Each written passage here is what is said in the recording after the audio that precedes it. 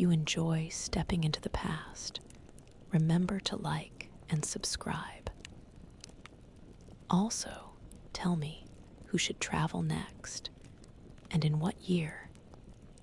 Before we begin another journey, I would really love to know which state you are listening from and what time it is where you are. Let me know in the comments. All right, let's step back, way back. It's Paris, France. The year is 1789. The air is thick, not just with anticipation for what's to come, but with something far more immediate. She wakes to the pervasive dampness clinging to her skin, a heavy, cloying scent assaulting her nose. It's a rich, complex aroma, a symphony of unwashed bodies, stale urine, animal dung from the cobbled street outside, and the faint, sweet decay of refuse left too long. She tries to inhale shallowly, but the smell seeps into every fiber of her being. Her fingers brush against rough, unfamiliar linen. The fabric feels alien, scratchy against her modern sensibilities. She's used to soft cottons, engineered synthetics, sleek silks. This is coarse, almost homespun. As she pushes herself up from the narrow, lumpy cot, the shift she wears clings uncomfortably. Her trained eye, accustomed to dissecting seams and drapes on couture runways, immediately registers the simple, almost crude cut. There's no darting, no clever tailoring, she knows. Everything feels heavy, layered, and shapeless by her standards. She moves through the small, dim room. The light filtering through the grimy window pane illuminates dust, motes dancing in the heavy air. The sounds of a bustling, unwashed city drift in hawkers' cries. The clatter of wooden wheels on cobblestones. The distant braying of a donkey. It's overwhelming, a constant, gritty hum. She catches a glimpse of her reflection in a tarnished piece of glass. Her modern haircut, the sharp angles and styled layers, looks utterly out of place with the rough, ill-fitting garments she's been given. She pulls at the stiff bodice, a frustrating puzzle of ties and stays, designed to create a silhouette that feels utterly foreign and restrictive. Out on the street, the sensory assault intensifies. The narrow alleys are alive with people. A dense, swirling tapestry of drab wools and linens, punctuated by occasional flashes of brighter, richer silks from a passing carriage. Probably some noble, her fashion stylist's brain, usually quick to categorize trends and predict next season's must-haves, is in overdrive, trying to make sense of the overwhelming visual and olfactory data. Every garment she sees is a history lesson, a statement of status or profession, but utterly lacking the effortless chic she's trained to create. She feels the constant press of bodies, the unfamiliar weight of skirts and petticoats hindering her usual stride.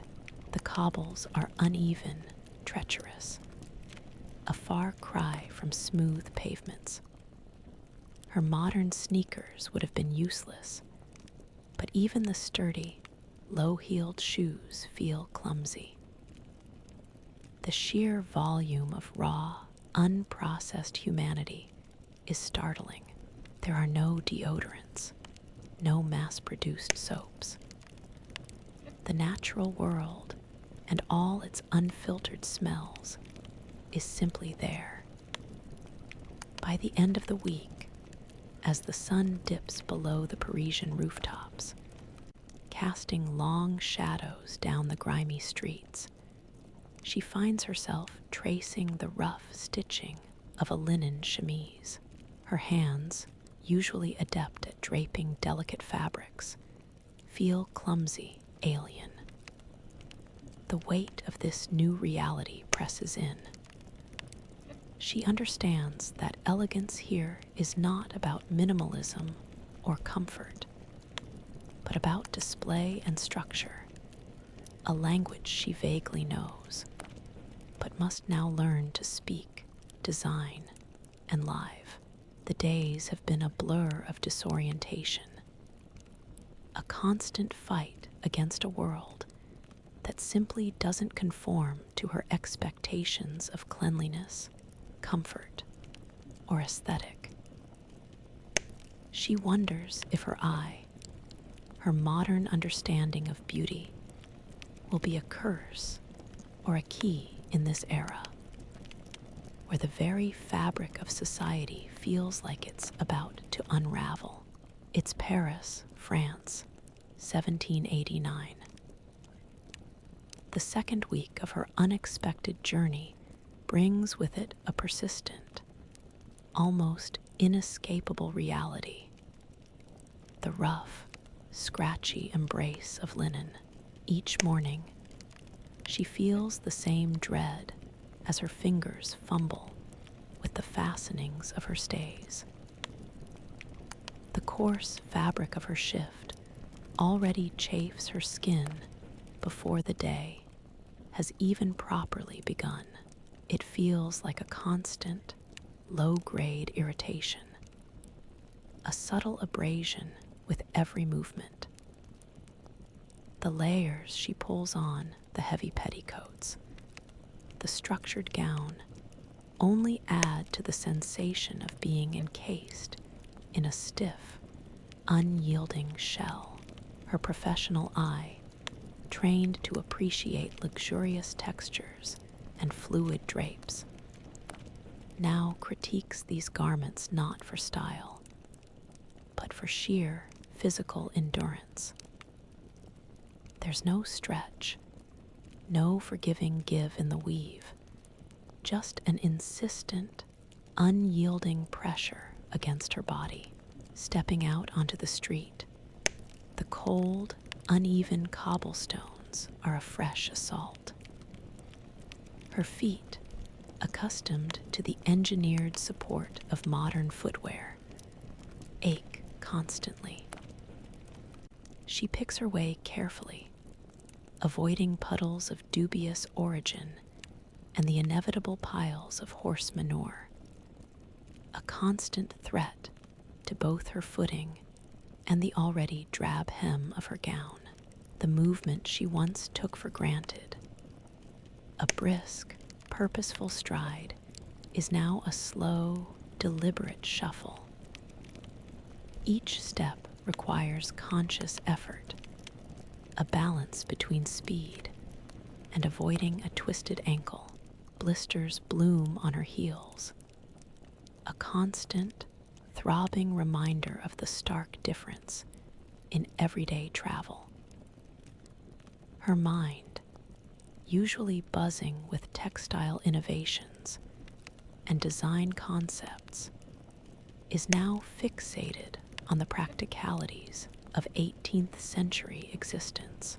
She notes how the heavy woolens, while scratchy, offer some protection against the pervasive chill that seems to cling to the narrow streets.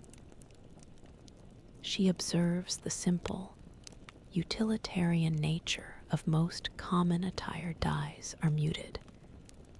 Cuts are straightforward, focusing on durability over form. The idea of athleisure or comfort wear is so far removed from this reality it almost feels like a cruel joke.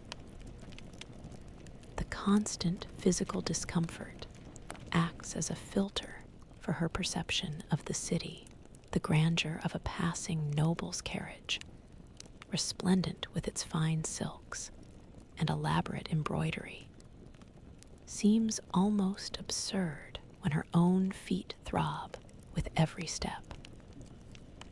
Her mind drifts to the ease with which she could once move, the freedom of movement in her modern clothes, the simple luxury of a smooth, clean path. This week, the revolution seems less about abstract ideals and more about the visceral, grinding reality of everyday life for most people, where physical discomfort is simply the baseline. As another long week draws to a close, she gingerly removes her shoes, flexing her aching feet. The simple act of sitting, without the constricting stays, feels like an immense luxury. She stares at the red, irritated marks on her skin where the rough seams have pressed all day. The human body, she reflects, is remarkably adaptable. Yet the persistent friction of this new life, both physical and mental, wears at the edges of her resolve. This isn't just about fashion anymore. It's about the relentless, tangible sensation of history, quite literally pressing in on her, day in and day out. The muffled thud of a carriage wheel hitting a deep rut outside is followed by a collective, nervous intake of breath within the opulent salon. It's Paris, 1789. This week, the sounds of the city have a new, sharper edge. She steps into the lavish drawing room, the scent of expensive perfume, and beeswax a stark contrast to the street's putrid breath. Her shoes, still a source of quiet agony, sink slightly into thick, patterned carpets. The air here is warm, hushed, filled with the low murmur of polite conversation. A fragile bubble against the growing unrest she can feel prickling just beyond these heavy velvet drapes. Distant shouts, ragged and urgent, occasionally pierce the refined calm, making heads turn briefly before conversation resumes. A little more quickly, a little more emphatically, her fashion stylist's eye sweeps the room, taking in every detail. Here, the clothing is a canvas of immense wealth and rigid tradition. She sees cascades of brocade and taffeta, the stiff, structured bodices, the impossibly wide panniers creating silhouettes that dwarf the wearer. The rustle of silk and satin is a constant, almost musical undertone as ladies move. Their elaborate coiffures, powdered and decorated with feathers and ribbons, swaying precariously. She notes the intricate embroidery, the delicate lace, the sheer volume of fabric in each gown, a dizzying display of craft and extravagance. Yet, as she observes the gestures, the constrained movements, the way a woman carefully navigates a doorway, she also sees the discomfort. She recognizes the physical limitations imposed by these garments. The constricted breathing from tightly laced stays, the lack of natural movement. Her modern appreciation for fluidity and ease of where clashes with the era's aesthetic. She finds herself unconsciously analyzing how she might streamline a sleeve, soften a silhouette, or rethink the underlying structure to offer grace without the rigidity. This is a puzzle for her professional brain. How to maintain status and beauty within such restrictive parameters. She feels the subtle tension in the room, the way glances dart towards the windows whenever a louder street noise penetrates the salon's quiet. These people, cloaked in their silks and velvets, are aware of the world shifting outside, even as they cling to their rituals of polite society. She watches a woman adjust a costly diamond necklace, her fingers trembling slightly, a gesture that speaks volumes about unspoken fears, the sheer volume of silk, the depth of the embroidery, the impossible height of a wig. These aren't just fashion statements, she realizes, but desperate assertions of power and permanence in a world that feels increasingly impermanent. As the week progresses, she spends more time observing these grand interiors. The contrast between the luxurious, perfumed air within and the growing, grumbling chorus of the revolutionary spirit outside becomes her daily reality. She sees the beauty in the craftsmanship, the undeniable artistry of the era's fashion, but she also sees its impracticality, its inherent resistance to the very idea of change. The weight of the world, she understands, is pressing against these gilded walls, and the most elaborate gown might not be enough to hold them up. The rumble isn't thunder this week. It's a deep, unsettling vibration that shivers up through the cobblestones, rattling the panes of glass in her small window. It's Paris, 1789, and the very ground feels restless.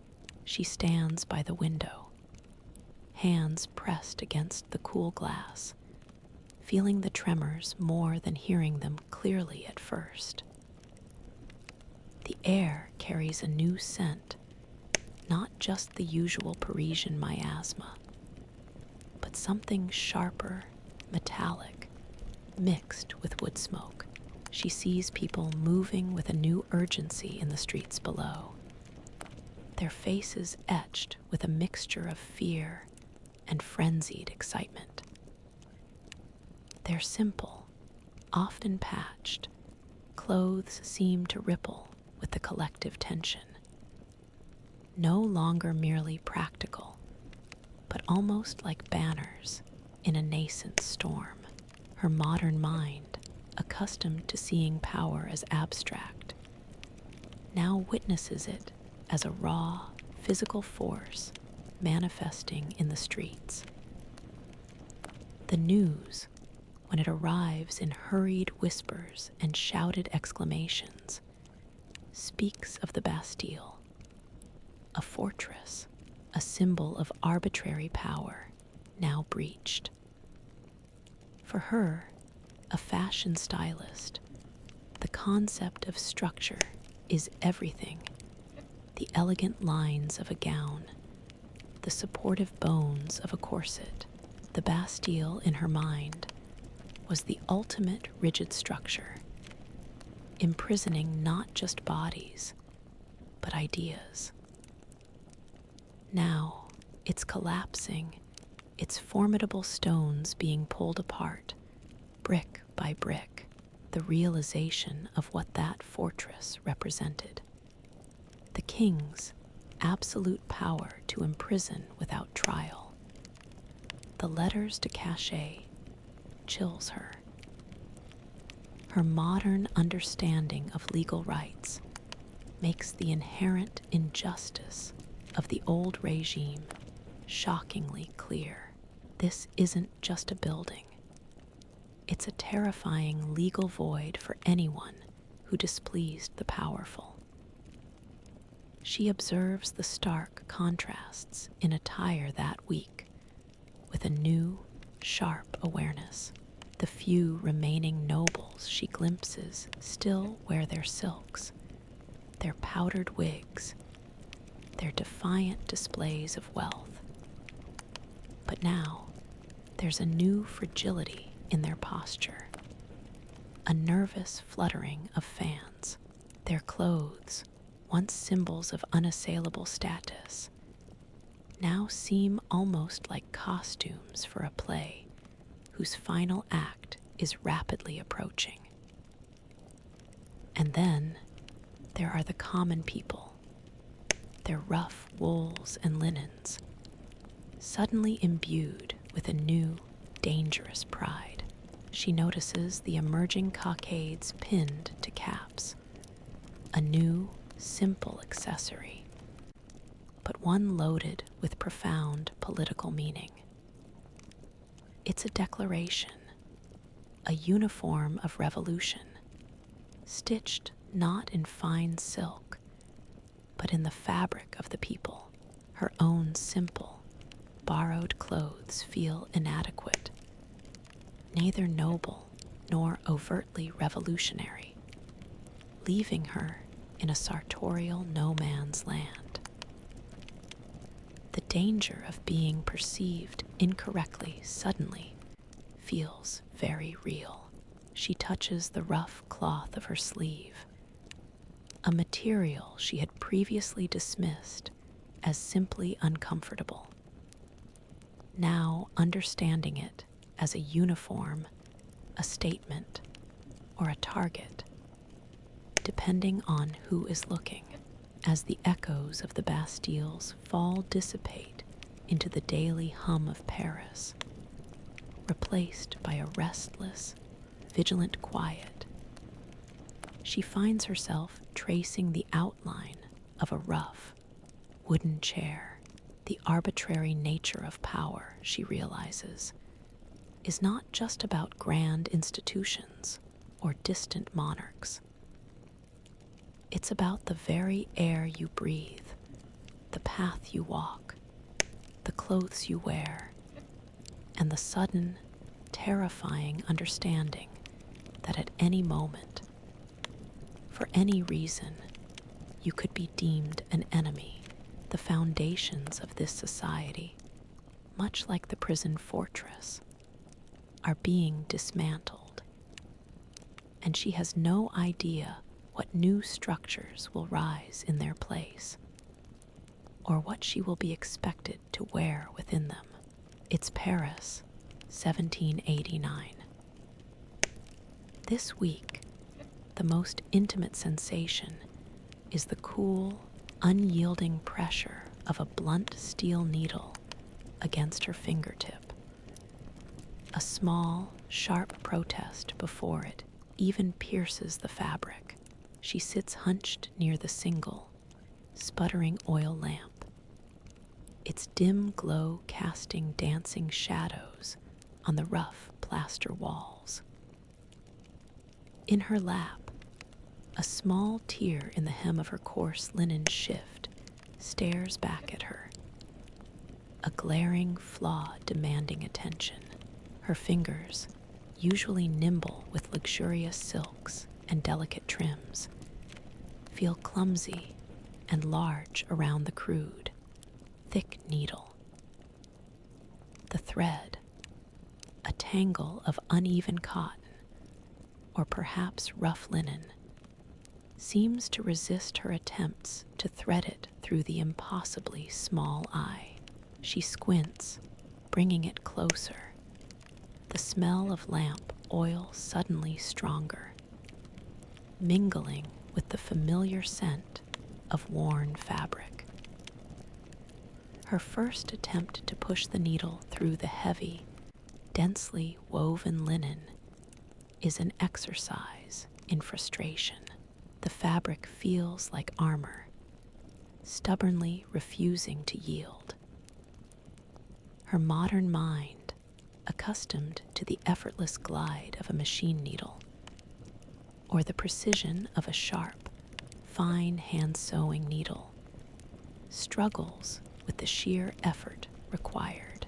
She pushes harder, and the needle, instead of piercing smoothly, slips, pricking her finger.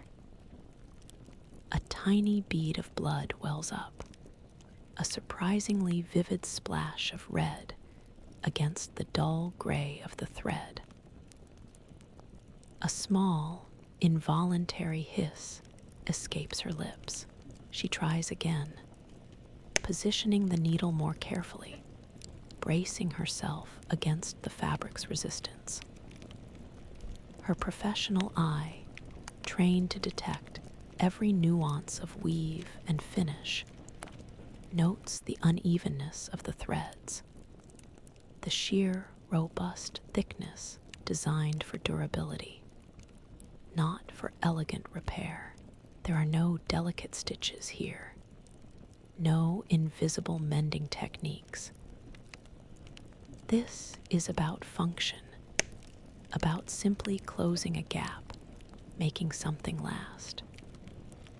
Her modern aesthetic, which values seamless perfection, finds itself at odds with the raw, visible reality of necessity.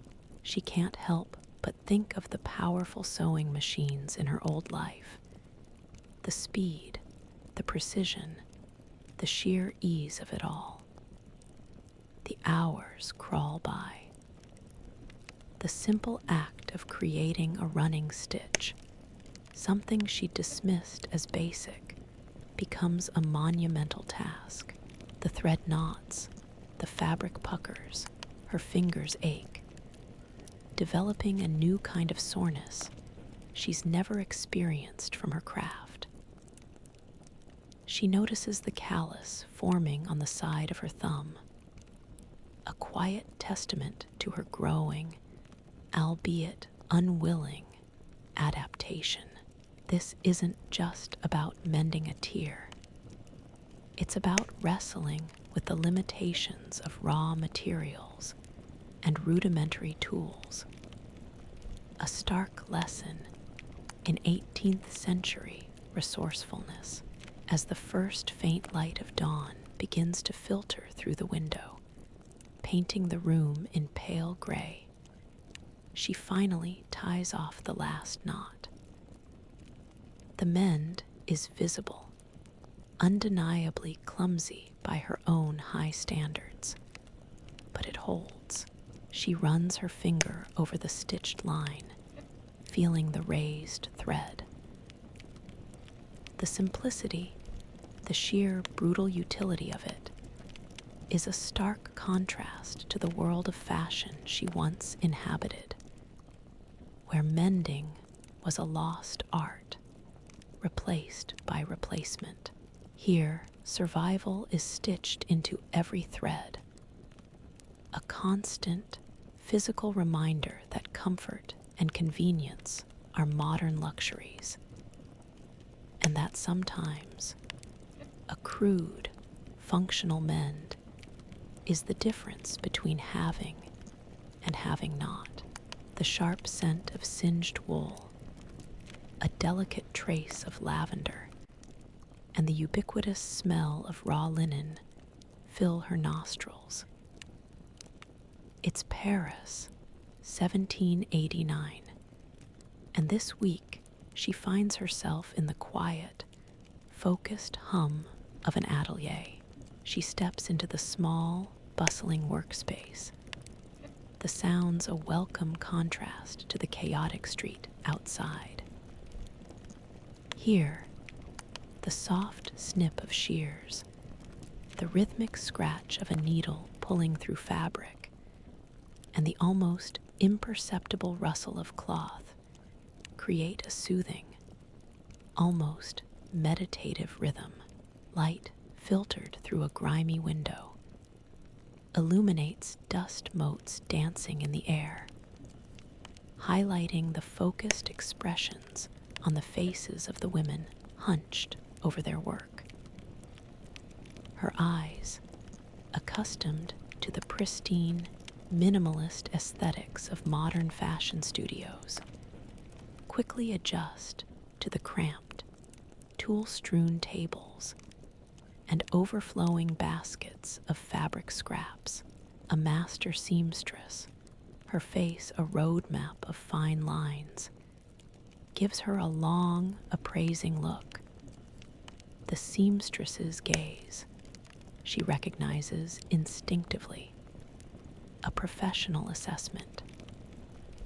It's a look that sees past the superficial, straight to the hands, to the potential for skill. She's given a piece of heavy wool already cut and a dull-looking needle with thick thread. The task is simple. Join two pieces of fabric. Her modern training, emphasizing speed and flawless machine finishes, clashes immediately with the slow, deliberate rhythm of hand stitching. She watches the other women's fingers fly, their movements economical, precise, almost automatic. Her own fingers, still bruised from last week's mending attempt, feel clumsy. The coarse wool feels stubbornly resistant, the needle less a tool and more an adversary. She focuses intently, trying to mimic the tiny, almost invisible stitches the older women produce. She finds herself remembering the intricate details of historical garment construction she'd studied in textbooks. The hand-rolled hems, the painstaking buttonholes, the invisible felling stitches. Now faced with the physical reality, the sheer labor involved in creating what was once just a historical image. It's a profound lesson in craft. Her modern assumption of efficiency is constantly challenged. There are no rotary cutters, no steam presses, no electric lighting to extend the workday. Everything is done by hand, by eye, by the careful application of heat from a heavy, fire-heated iron. Yet she observes the immense pride in the finished product, the satisfaction in a perfectly set sleeve or a smoothly gathered skirt. Her understanding of pattern cutting, of how a two-dimensional fabric transforms into a three-dimensional form, helps her grasp the why behind the traditional methods, even if the how is still physically challenging. By the end of the week, her fingers are calloused, her back aches, but she has completed a small, surprisingly neat seam. The quiet dignity of the work, the tangible creation of something useful and beautiful, settles a part of her restless mind. She looks at her work, a simple join in rough wool. It is not high fashion, not what she was trained for. But in this room, amidst the scent of fabric and the soft sounds of concentrated effort, she realizes the quiet, powerful language of craft is universal, a form of communication and a means of belonging, even across centuries. It's Paris, 1789. The sharp, yeasty scent of freshly baked bread, so tantalizingly close, makes her stomach clench with an almost painful hunger this week. She stands outside a baker's stall, watching the exchange of coins for crusty loaves.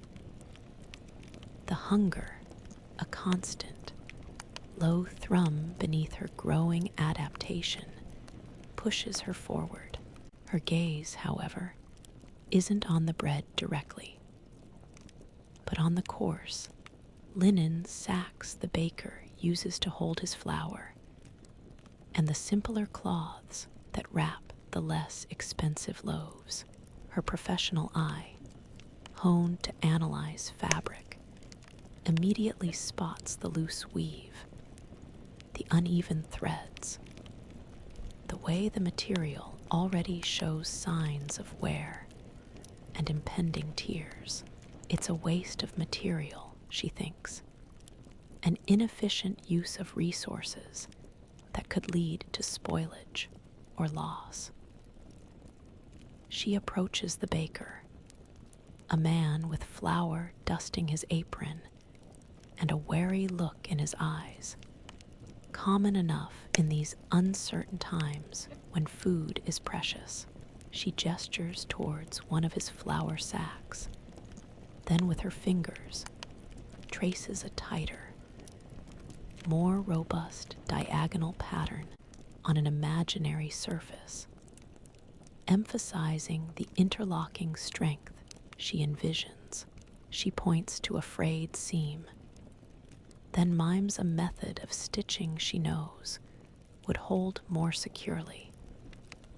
A reinforced seam that could extend the life of the heavy fabric. She's not trying to design a gown, but to improve the utility of a basic, vital item. The baker watches her, his brow furrowed in a mixture of suspicion and curiosity. He picks at a loose thread on the sack, his fingers following her implied gestures. He sees the potential, perhaps, for his hard-earned linen to last longer, to better protect his precious flour from rodents or moisture. Durability is currency here. She gestures towards a half-eaten loaf of bread on his counter, then points back to the improved seam in an unspoken exchange. His eyes narrow, then a slow nod. He breaks off a generous piece of the dark, dense bread, placing it into her outstretched hand. Throughout the week, this pattern repeats, not just with the baker. She visits a small textile merchant, observing his bolt of raw linen, the quality of the thread. She gestures, demonstrates, explains through mime and drawn lines in the dust how a different twist to the yarn, a denser count in the weave, could create a fabric less prone to stretching or tearing. Her modern knowledge of material science, of optimal fiber alignment and construction techniques, is an unexpected, powerful asset. She shows how even subtle adjustments could make a crucial difference in garments or household goods that need to last through years of hard wear and scarce resources. She finds herself slowly gaining access. A few extra vegetables from a market vendor, who's carrying cloths she has advised on. A piece of smoked fish from another. These aren't grand alliances with nobles or rebels yet, but small, vital threads of trust woven into the everyday fabric of Parisian life. Her modern assumptions about disposability, about easily replaced goods, are sharply contrasted by the era's desperate need for longevity. As the week ends, she eats her small meal, the taste of the coarse bread, and vegetables a hard-won comfort. Her fingers, still familiar with the invisible mending of haute couture, now find a different kind of satisfaction in helping make a simple flower sack last a few months longer. She realizes the power of her knowledge isn't in creating beauty, but in creating utility, in stretching what little people have. In this time of scarcity, of looming upheaval, the right advice about a thread, a weave, a dye, can be worth far more than a glittering jewel. The faint, earthy scent of indigo dye, still damp in the fresh linen, fills the air around her.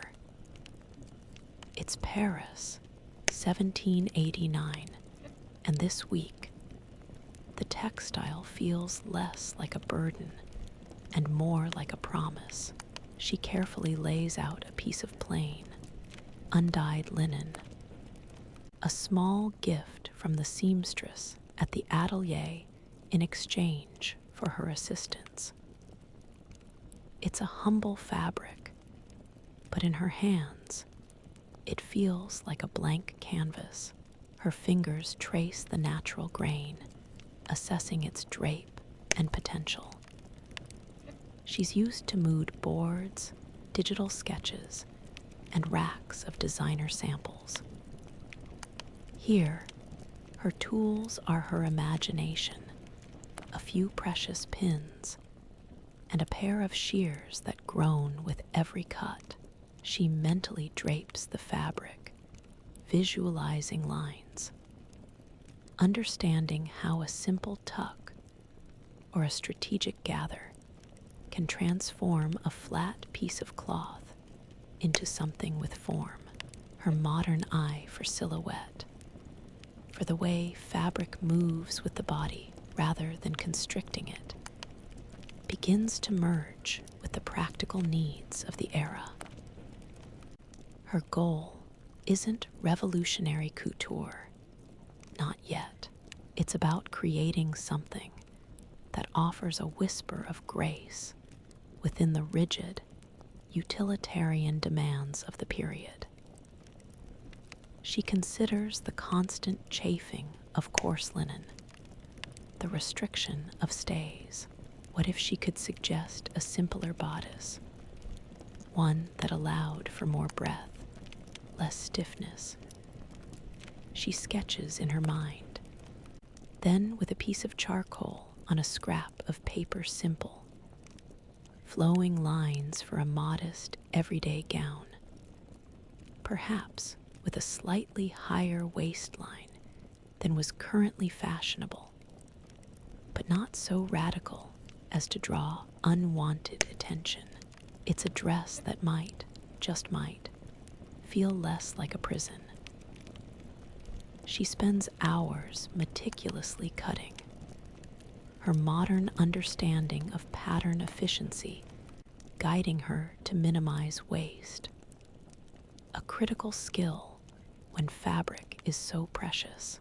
Every snip of the shears feels deliberate, a commitment.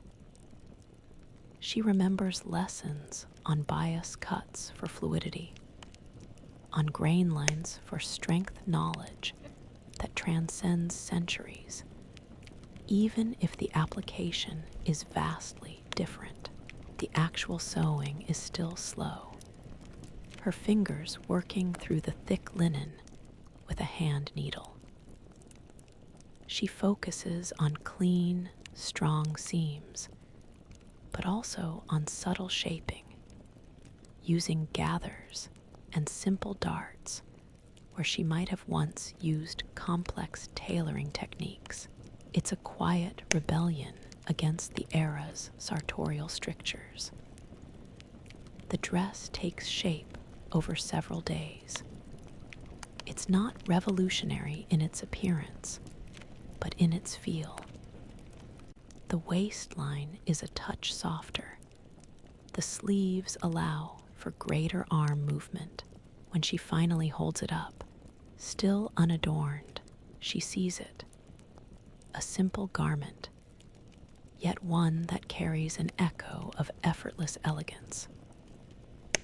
It's practical, respectable, but with a subtle fluidity she rarely sees on the streets. She smooths the fabric, a quiet sense of accomplishment settling over her. As the week ends, she wears the finished gown. It is simple, unadorned, but it fits her body in a way that feels right.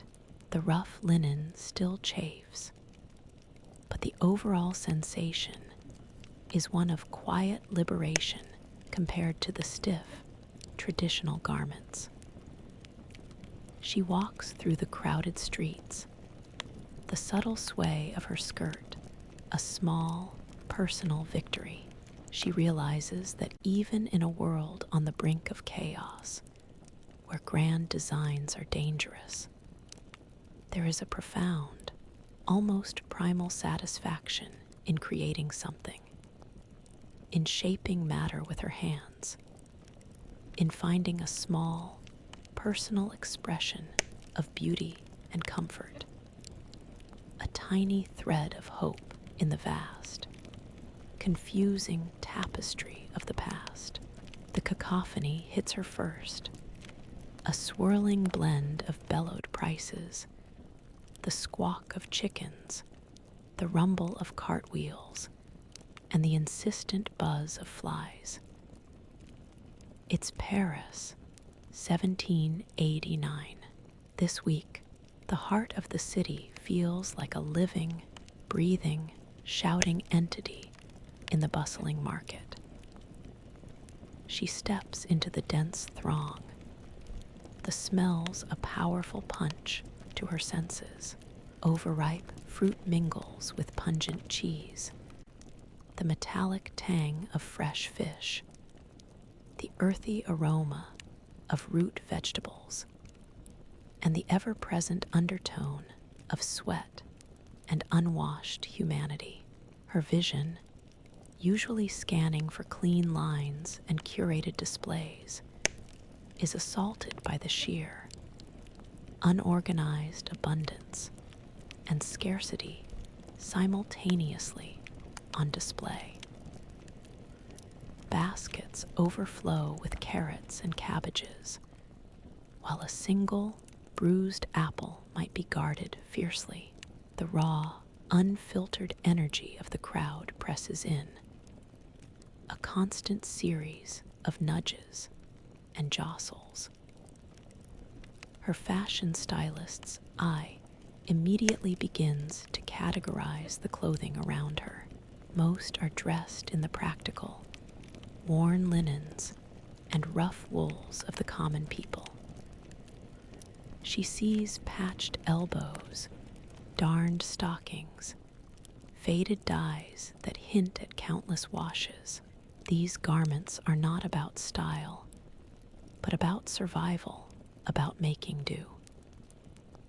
Yet, even within this utilitarian landscape, she spots subtle variations: a brighter kerchief, a cleverly tied apron, a peasant woman's sturdy cloak that, despite its simplicity, possesses a certain dignity. Her modern assumptions about fast fashion and disposable clothing are completely overturned here. Every stitch, every thread carries immense value and history. She observes the vendors, their movements fluid and practiced as they weigh goods or haggle over prices. Their work clothes, often stained and durable, are almost a uniform of their trade, each crease and tear telling a story.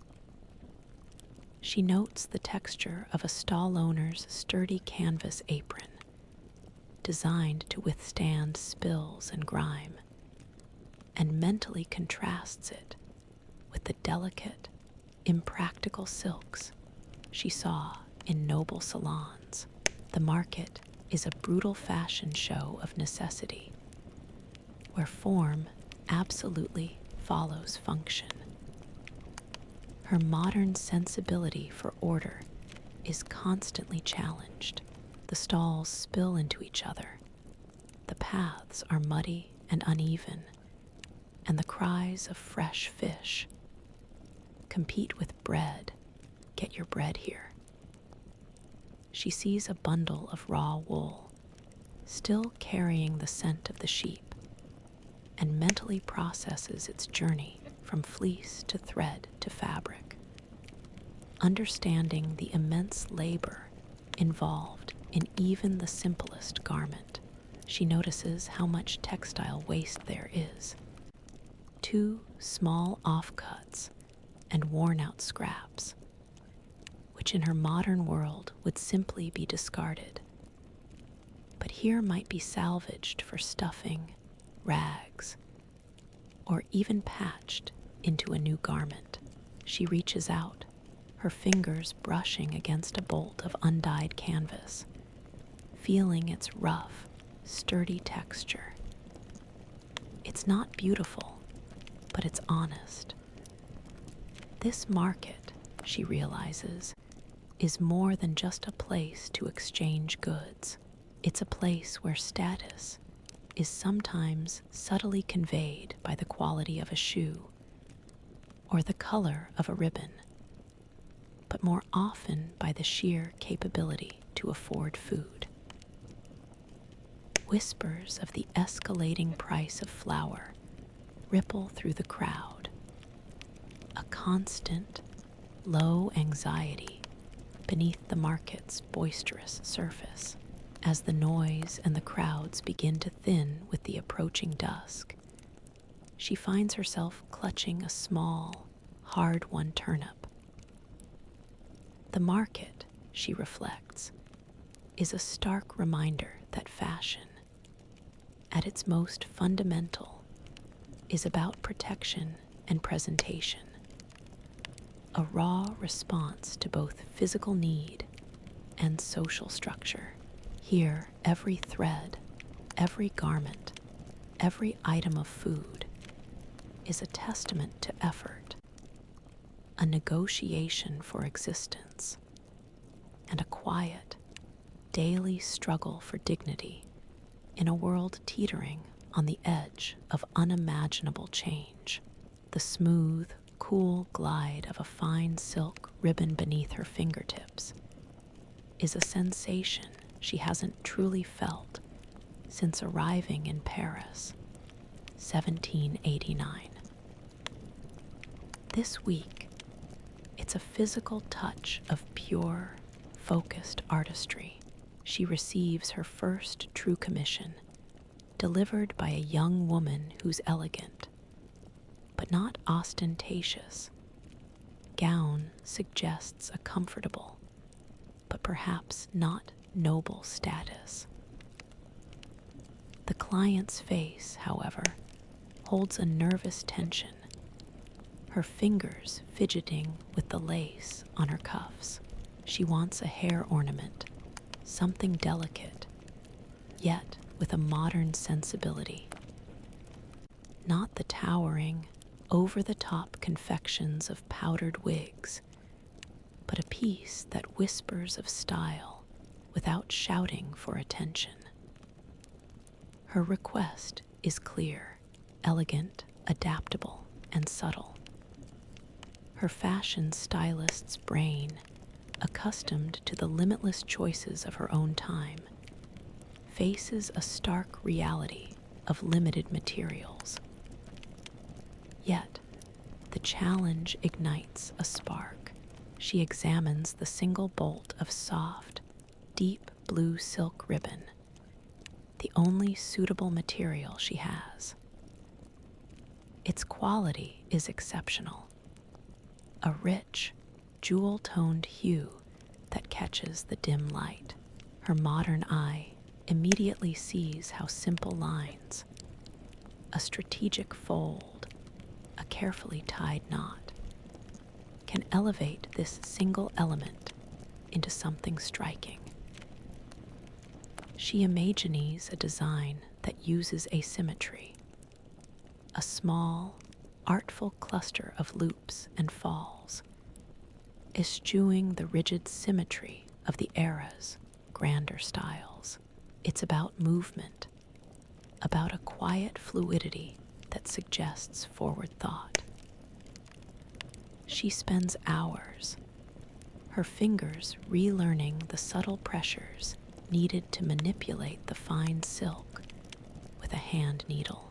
The thread, though still robust, feels less like an adversary than it did with coarse linen.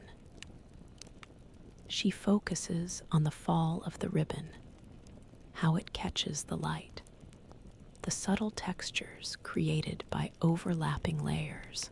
Her expertise in draping and presentation helps her understand how even a small accessory can define a look, shifting the perception of a person from stiff formality to understated elegance. The scent of the silk itself, faintly sweet, is a luxury.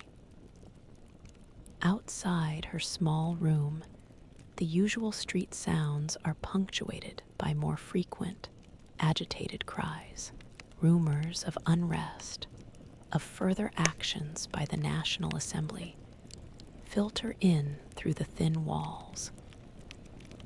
The mounting tension in the city is a constant, low thrum beneath her focused work. This ornament, she realizes, is not just about beauty, it's about adaptation, about a client seeking to project a certain image in uncertain times, perhaps a quiet statement of moderation, of embracing a new, simpler aesthetic that subtly distances her from the excesses of the old regime. The ribbon, a seemingly trivial object, becomes a miniature canvas for navigating an increasingly complex social and political landscape.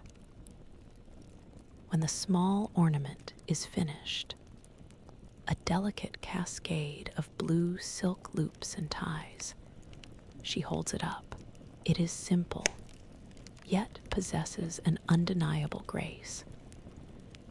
The client's eyes widen slightly, a small, grateful smile replacing the nervous frown as she touches the piece. The silence is profound, a shared moment of understanding that transcends words. As the week closes and she rests her aching fingers, she looks at the small tools of her trade, the needle, the thread, the scraps of ribbon. In a world full of noise and chaos, where the foundations of society feel like they are crumbling, she has found a quiet power in her craft. It is a subtle, almost clandestine act of creation, a momentary respite from the fear, a small promise of beauty, and perhaps of a different future, woven into a simple length of silk.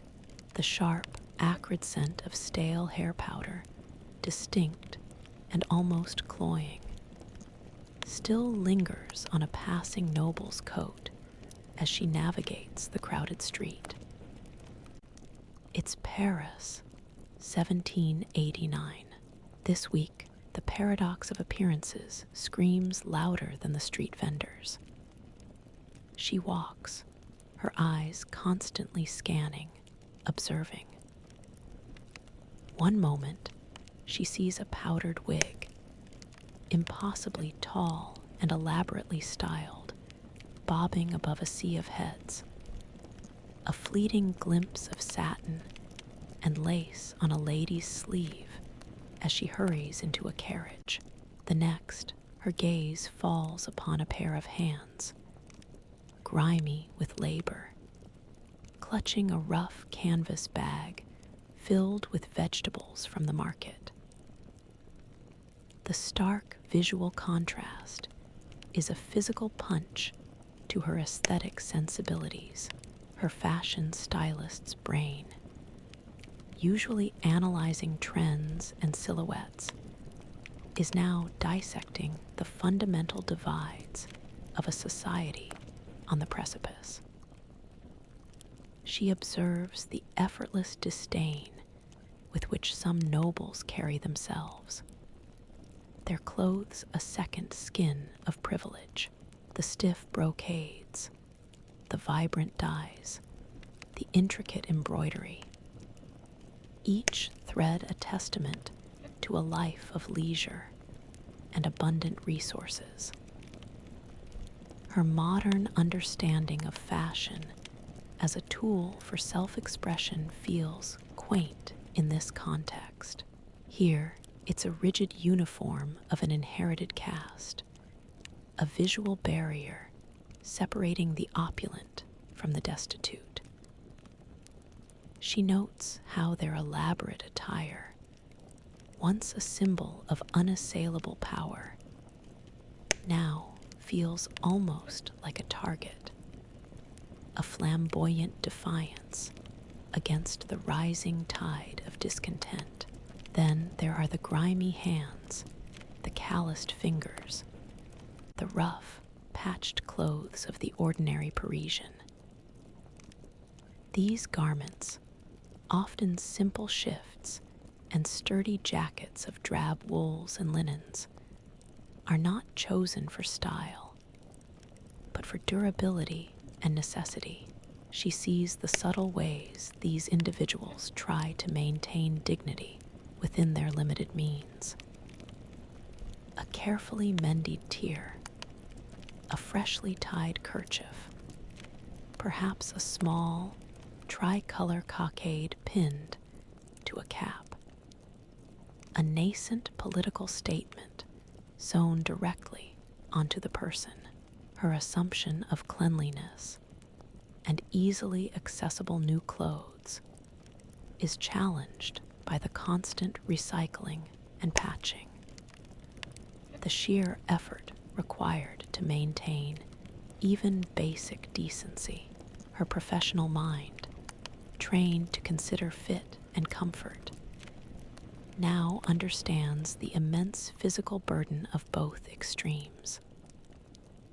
The noble, trapped in corsets and layers of heavy fabric, their movements restricted, and the common person, whose stiff, ill-fitting clothes must endure the rigors of endless labor.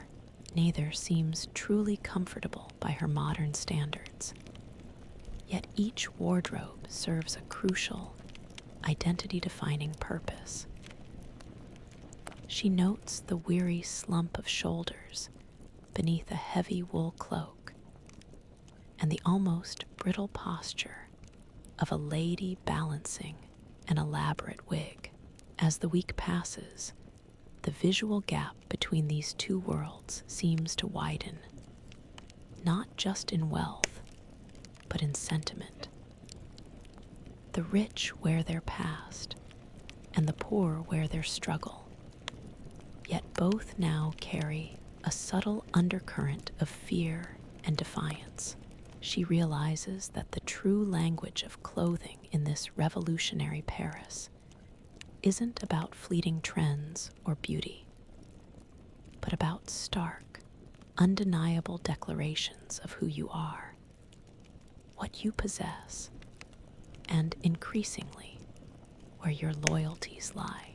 Every stitch, every patch, every powdered wig or grimy hand tells a story of an unstable world. The delicate, almost ephemeral whisper of lace against her cheek, intricate as a spider web, yet surprisingly resilient, is the first thing she notices this week. It's Paris, 1789, and the silence of focused artistry fills the small atelier. she is given a task involving a fine piece of a linen lace, an incredibly intricate needlepoint creation destined for the cuff of a noblewoman's gown. Her fingers, still learning the historical tools, marvel at the precision, the sheer hours of human effort woven into each tiny loop and picot. Her fashion stylist's eye immediately recognizes it not just as fabric, but as a masterpiece of artisanal skill, a symbol of immense wealth and painstaking labor.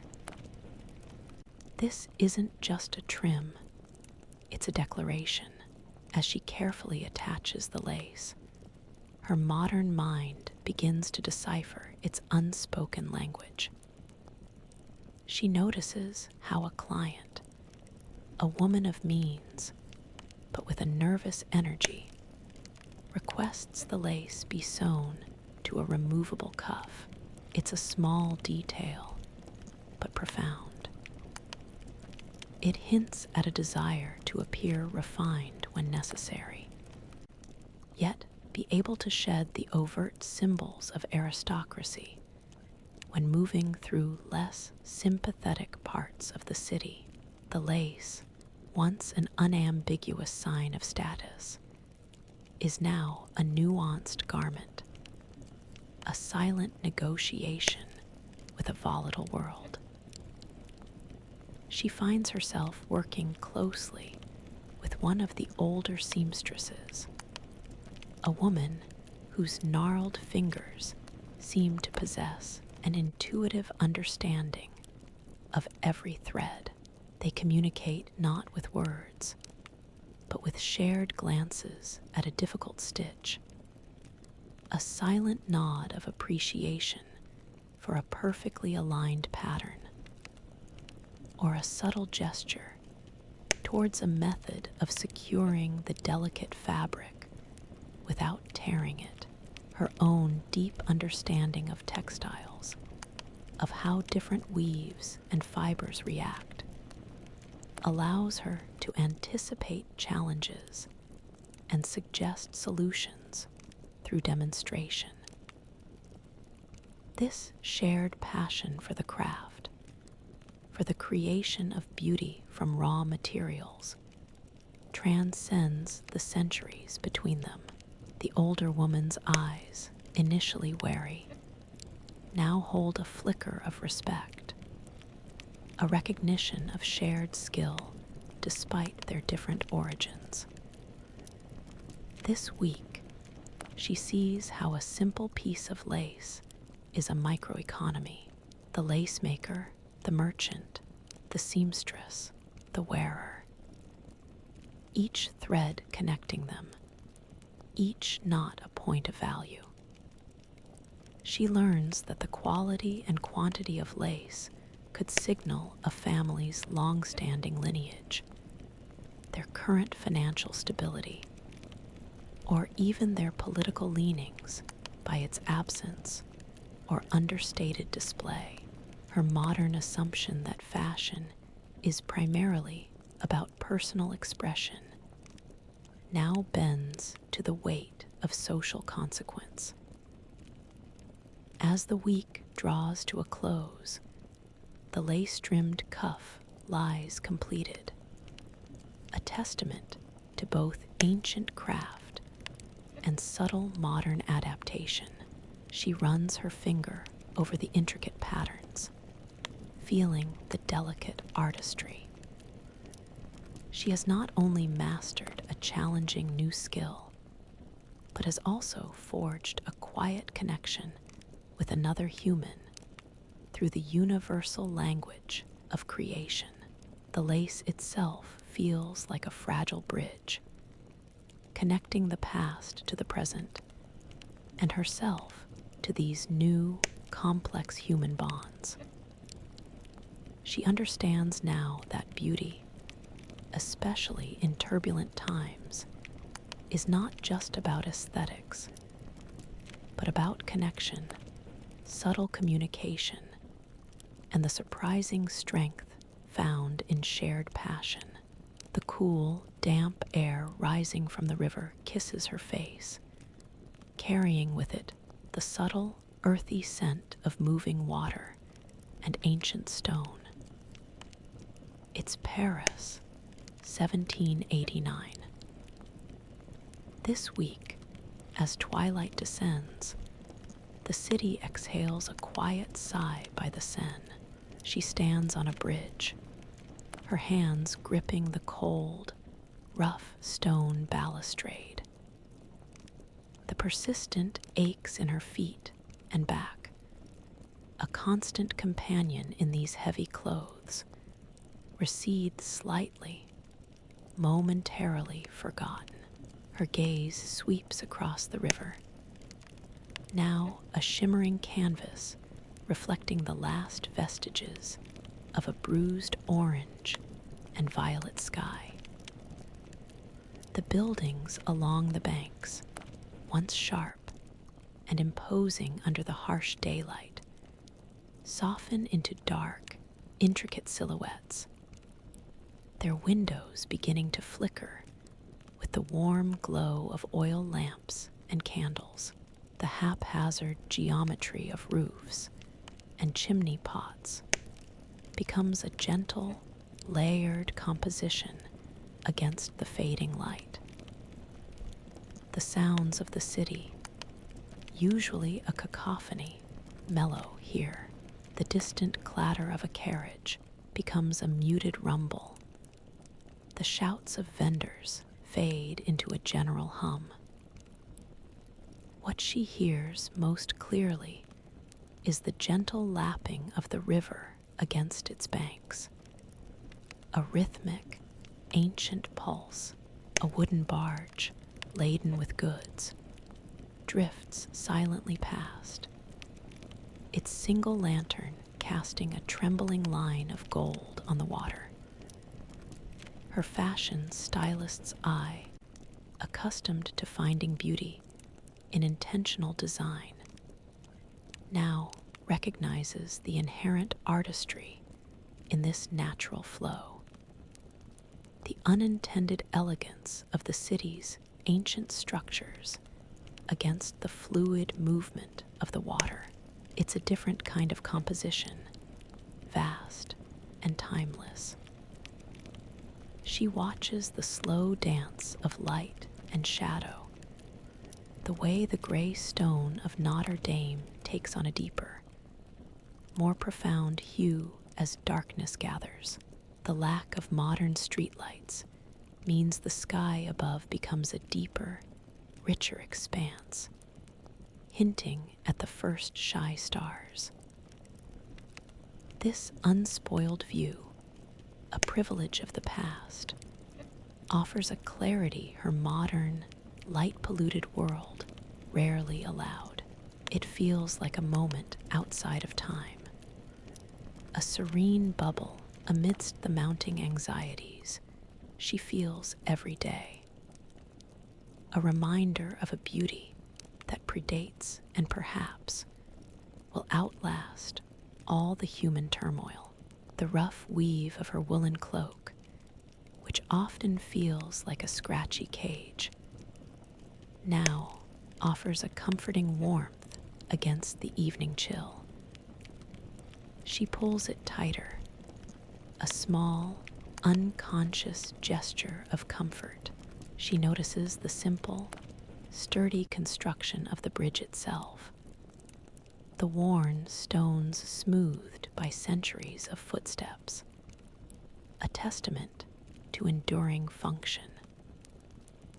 Her professional appreciation for durability, for honest construction, extends beyond fabric to architecture, finding a profound respect in things built to last. As the last blush of sunset fades and the city lights begin to speckle the darkness, she pushes off from the balustrade, a sense of quiet calm settling over her. She feels the familiar discomfort of her shoes on the uneven cobbles returning. But there's a lightness in her step she hadn't felt earlier in the day. The weight of her new reality, the coarse fabrics, the constant vigilance is still there. But this moment by the river has offered a vital, unexpected respite. She realizes that amidst the chaos and the uncertainty, finding these pockets of profound, natural beauty isn't a luxury, but a necessity, a silent anchor for the soul, a reminder that even when everything else is shifting, some things simply are. The coarse, undyed wool of the fabric she holds feels robust and honest beneath her touch, smelling faintly of the sheep it once clothed, yet imbued this week with a starker, more urgent purpose. Its Paris, 1789, and even humble cloth can become a statement. She receives a new client, a man whose quiet intensity and quick, observant glances speak volumes. He's not a noble. His hands are calloused, his boots scuffed. He needs an outer garment, something practical for movement through the labyrinthine streets, something that blends in yet conveys a subtle sense of resolve. He gestures towards an idea of a cloak, one that offers protection from the elements, but also allows freedom of movement, unencumbered by the restrictive frills of the old regime. It must be durable, discreet, and yet, somehow, resonate with the burgeoning spirit of change. Her fashion stylist's brain immediately shifts gears. This isn't about luxury or ostentation. It's about utility, psychology, and subtle messaging, almost like designing a uniform. She thinks of modern tactical wear, of functional athletic gear, concepts utterly alien to this era. Yet, the underlying principles of ergonomic design and material performance are timeless. She considers the demands: warmth, resistance to weather, freedom to run or blend into a crowd. Her modern assumptions about fabric technology might be useless, but her understanding of how clothing impacts behavior and perception is suddenly invaluable. She sketches in charcoal, simplifying the traditional cloak silhouette. No unnecessary folds, no elaborate trimmings. The cut will be generous enough for movement, but not so voluminous as to draw attention. She envisions hidden pockets, placed strategically for practicality, a concept not widely utilized in outerwear for common folk. The choice of drab, dark wool becomes a deliberate statement, a rejection of aristocratic pomp, an embrace of a pragmatic, unified front. She focuses on strong, reinforced seams, knowing this garment will face harsh wear.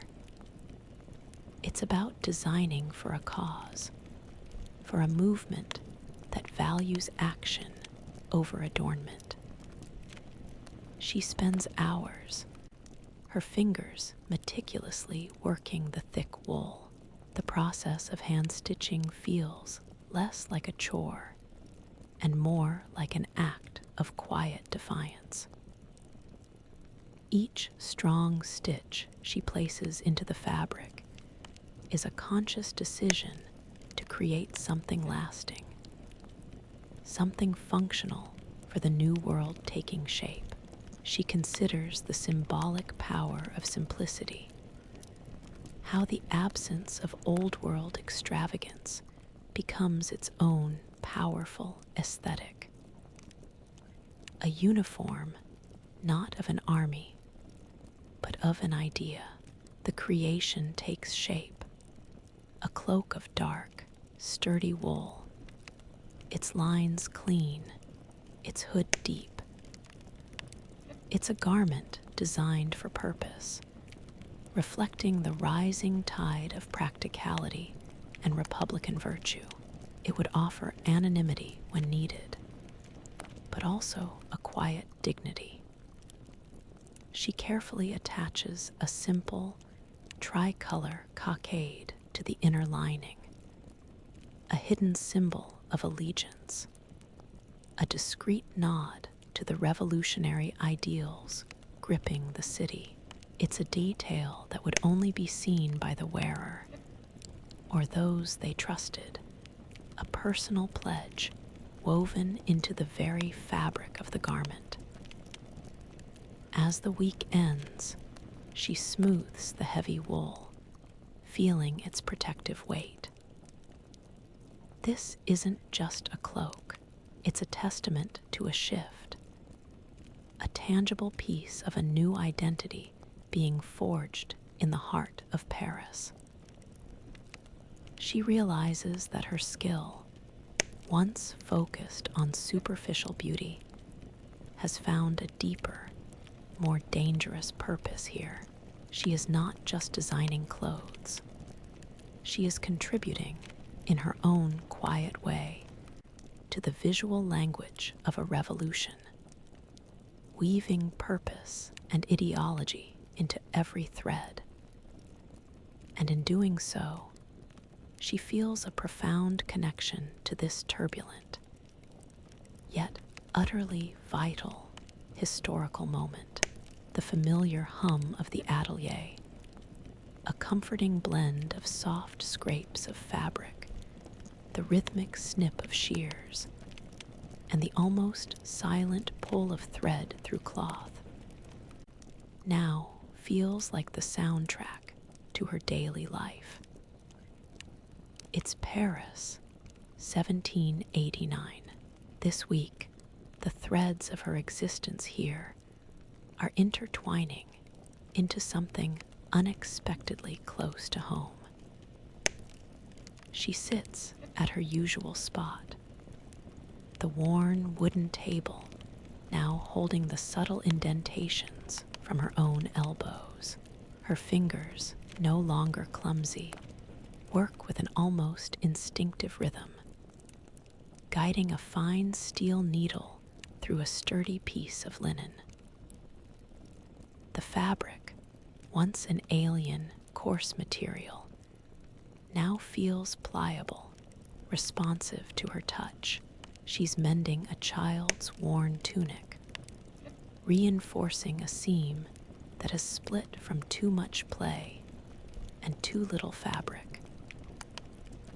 The careful, invisible stitches she learned in her modern world, once a point of pride in high fashion, are now applied with the practical precision needed for durability, for making something last.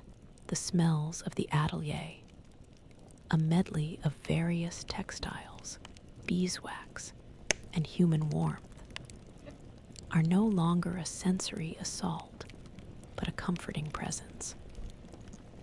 She glances around at the other seamstresses, their faces etched with the daily struggles of this challenging era, yet also softened by the shared focus of their craft. She understands their silent communication now.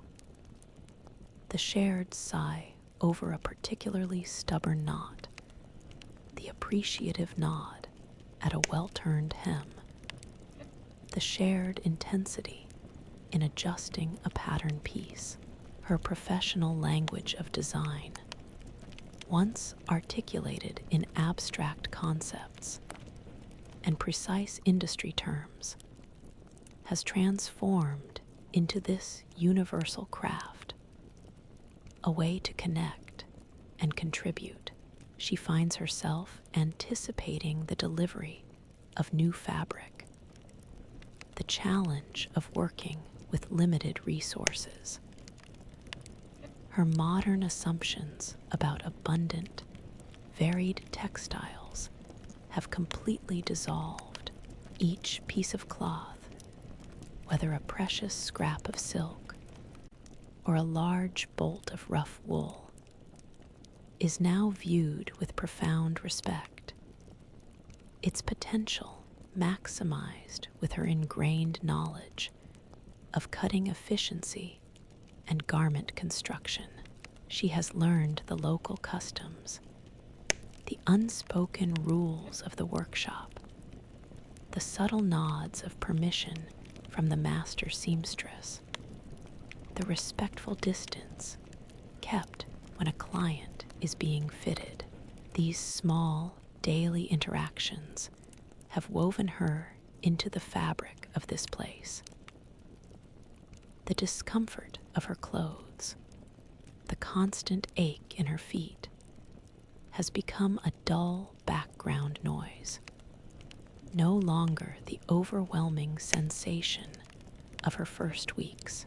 She has learned to move with the weight of her skirts, to navigate the uneven streets with greater ease.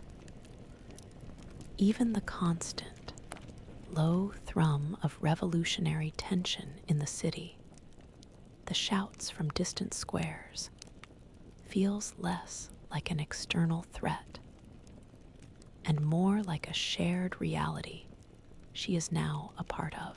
She feels the collective anxiety, yes, but also a growing sense of shared purpose within the small, enclosed world of the atelier. As the week ends, she watches the fading light dim the workshop, casting long shadows from the piles of fabric. The child's tunic is mended, stronger than before. Its visible repairs a testament to care and resilience. She runs her hand over the stitches, feeling the smooth, reinforced line. The feeling is no longer just about survival, but about belonging, about the quiet satisfaction of a craft honed and shared. A thread woven into the very heart of this ancient, turbulent city. She realizes that in the precise, repetitive act of creating and mending, she has found a deep, unexpected sense of home, the unexpected, subtle crispness of tightly folded paper, a foreign texture deep within a seemingly ordinary piece of fabric, almost escapes her notice. It's Paris, 1789. This week, even the warp and weft of cloth seem to hold secrets. She is in the atelier, meticulously examining a gentleman's new waistcoat, a commission from a nervous client. The garment itself is modest, made of a dark, sturdy wool, designed for functionality rather than extravagance, a common choice in these times. Her fingers, now accustomed to the feel of historical textiles, glide over the smooth lining, checking for any imperfections. But then a barely perceptible stiffness, a slight give in the padded interlining of the lapel. Her modern stylist's eye, trained to spot the most minute flaws in construction, notes the slight bulk, a thickness that shouldn't be there. She presses harder, feeling the distinct, dry crinkle of paper. A cold awareness washes over her. This isn't a design flaw. this is deliberate. She carefully, discreetly probes the area. Her fingers can outline a small, rectangular shape sewn deep within the garment structure, hidden between the wool exterior and the linen lining, almost invisible to the casual glance or even a thorough physical search. Her professional instinct for detail, for understanding the intent behind construction, suddenly morphs into deciphering a clandestine message. Why go to such lengths? What kind of information needs such desperate secrecy? Her modern assumptions about fashion as pure aesthetic are shattered. Here, it's a tool, a silent messenger, a potential carrier of treason.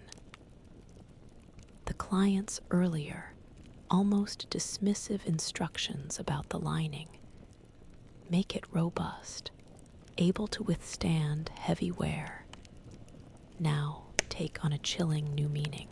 He wasn't asking for durability for its own sake, but for protection of something hidden. She thinks of the increasing political volatility, the rumors of arrests, the need for covert communication in a city where public speech can be dangerous. The garment, she realizes, is not just a waistcoat. It's a portable, wearable secret. Throughout the week, her perception of clothing in the city shifts profoundly. Every coat, every hat, every seemingly innocuous accessory now appears to her as a potential hiding place, a silent communication device. She notices the subtle differences in a uniform's cut, a specific ribbon's color in an unexpected place, a peasant woman's unusually thick shawl. Are these also carrying messages? She sees the weariness in the eyes of the master seamstress, the guarded glances she gives to certain clients, and understands that this quiet workshop, a haven of craft, is also a silent nexus of dangerous information. As the week ends, the waistcoat lies finished, its secret perfectly concealed. She runs her hand over the smooth wool, feeling the faint, almost imperceptible hump where the paper rests. The knowledge weighs heavily. Her profession, once about beauty and glamour, has become intertwined with something far more perilous, a silent complicity in a game of whispers and hidden intentions. She understands that in this volatile Paris, clothes are no longer just about outward appearance. They are fabrics of survival, identity, and sometimes the very delicate threads of treason, the sharp, metallic tang of mordants, and the earthy sweetness of indigo dye fill her nostrils, mingling with the acrid scent of ammonia. It's Paris, 1789. This week, the very colors of the city feel like a tightrope beneath her feet. She stands in a small, bustling dye workshop, the air humid and thick with the scent of boiling vats. Her eyes, still adjusting to the perpetual dimness, absorb the swirling hues, deep reds, muted blues, earthy yellows. Her purpose is to consult on the best dye for a particular fabric, a skill she's developed in the atelier. Her modern knowledge of color fastness, saturation, and the chemical properties of different pigments is proving surprisingly valuable here. But this week, the choice of a specific shade carries an unsettling weight. The master dyer, a man with hands permanently stained a deep, mottled blue, presents her with two distinct requests. One is for a pristine, brilliant white, a color traditionally associated with the Bourbon monarchy, often for a noble client's lining or a delicate accessory. The other, almost immediately after, is for a strong, vibrant red, and a deep, true blue colors now explicitly linked to the revolutionary movement. Destined for humble ribbons and cockades worn on caps, her modern mind, accustomed to seeing color as purely aesthetic, as a matter of personal taste or seasonal trend, recoils slightly. Here, color is a silent, unmistakable declaration of allegiance. She examines the swatches, her fingers feeling the subtle differences in texture and potential dye absorption. She mentally compares the sources of the pigments: the expensive, high-quality cochineal for the reds, indigo for the blues, often from colonial trade, versus the more accessible, but sometimes less stable local plant dyes. Her knowledge tells her which dyes will last longer, which will resist fading, which will stand out most sharply. But now, these technical facts translate directly into political statements to recommend the more robust, more brilliant red is to subtly favor the revolutionary cause, to ensure the purest white, an unspoken nod to the old regime. Her modern assumptions about ethical neutrality, about providing a service without political bias, clash violently with the stark reality of revolutionary Paris. Every choice, even a technical recommendation about dye, feels like stepping onto a battlefield. She senses the quiet tension in the dyer's movements, the way his eyes dart around the workshop before discussing the politically charged commissions. Everyone knows what these colors mean. To supply either is to be complicit. To refuse is to draw suspicion, perhaps danger. She carefully, with a steady hand, picks up a swatch of raw linen. She suggests a specific mordant, explaining its technical benefits for color adherence. A neutral, practical recommendation that applies to both requests. Her gestures are precise, her focus unwavering, avoiding any overt preference. It's a delicate dance, a performance of pure technical expertise, designed to deflect any implication of political choice.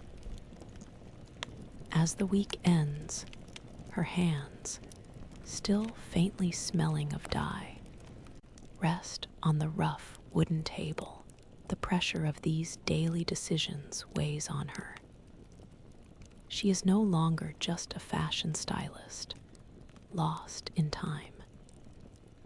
She is a silent participant in a profound, terrifying shift, where every thread, every color, every subtle choice carries a moral weight that could determine her survival.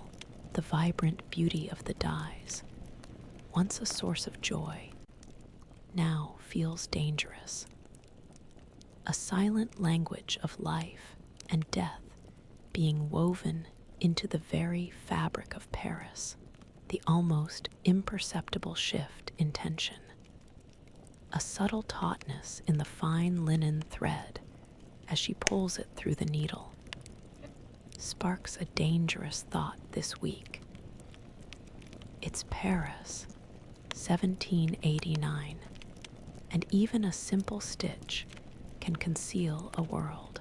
She is working on a delicate piece of embroidery for a client, a small motif destined for a lady's pocket. Her fingers, now nimble with the fine needle, are accustomed to the precise, repetitive movements as she forms a series of tiny, almost invisible backstitches. Her mind wanders to the structure of the weave itself, the individual threads that compose the fabric.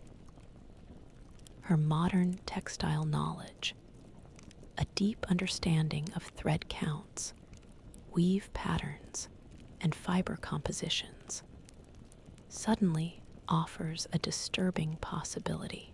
What if she could use these elements to create a code?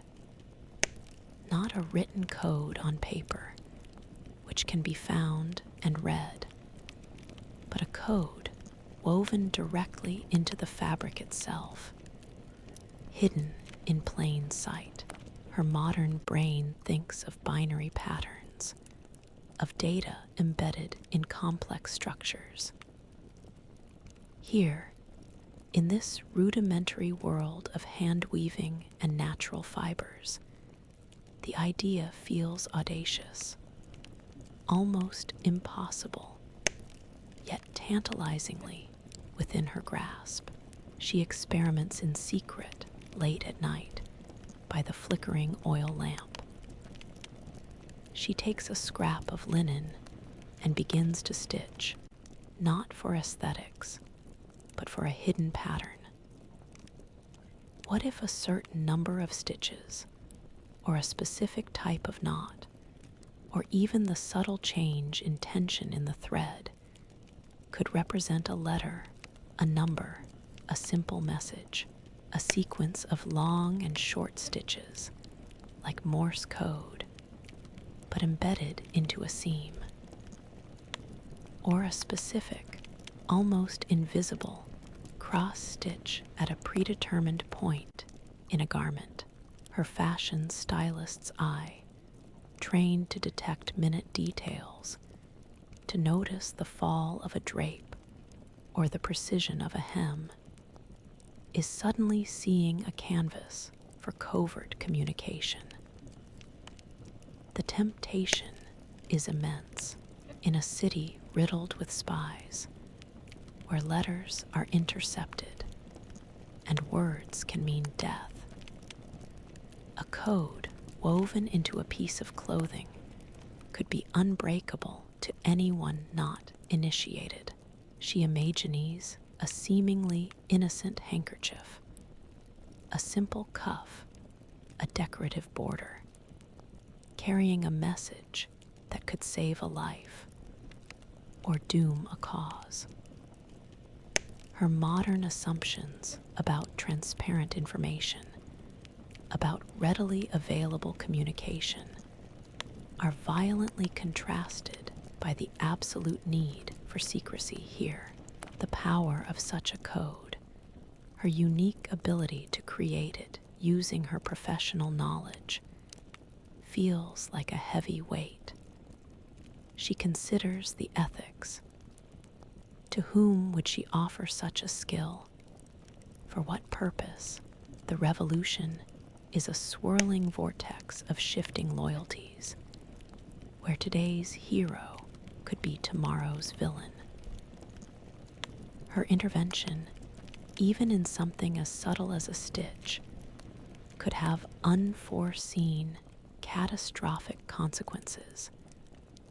A butterfly effect rippling through history, the weight of potential impact, the responsibility of such a dangerous secret, settles deep in her chest. As the week closes, the embroidered pocket lies finished, its pattern simple and elegant, without any hidden meaning. But she holds the small piece of stitched linen she used for her secret experiments, tracing the almost invisible pattern she created. The idea of the unseen stitch, the silent, embedded code, remains a burning possibility. She realizes that her very knowledge, once a source of creative expression, is now a dangerous potential weapon, a moral quandary woven into the very fabric of her existence in this tumultuous time. The simple act of sewing has become an act of profound, silent power. The subtle, dry rasp of a client's powdered silk glove against her rougher linen sleeve is a fleeting, almost imperceptible touch. It's Paris, 1789. This week, even a whisper of a design choice carries the weight of a storm. She stands before a woman whose elegant gown, though somewhat muted by the current anxieties, still speaks of a life of privilege. The client, a relative of an earlier acquaintance, requests a new bodice, something to pair with an existing skirt. Her instructions are precise, almost desperate. It must have a particular style of elaborate ruched trim around the neckline and cuffs, a design element that harks back to the more flamboyant fashions of the court, a quiet, almost defiant nod to the past. The woman's eyes, however, dart nervously towards the windows, betraying a fear that contradicts her request for opulence.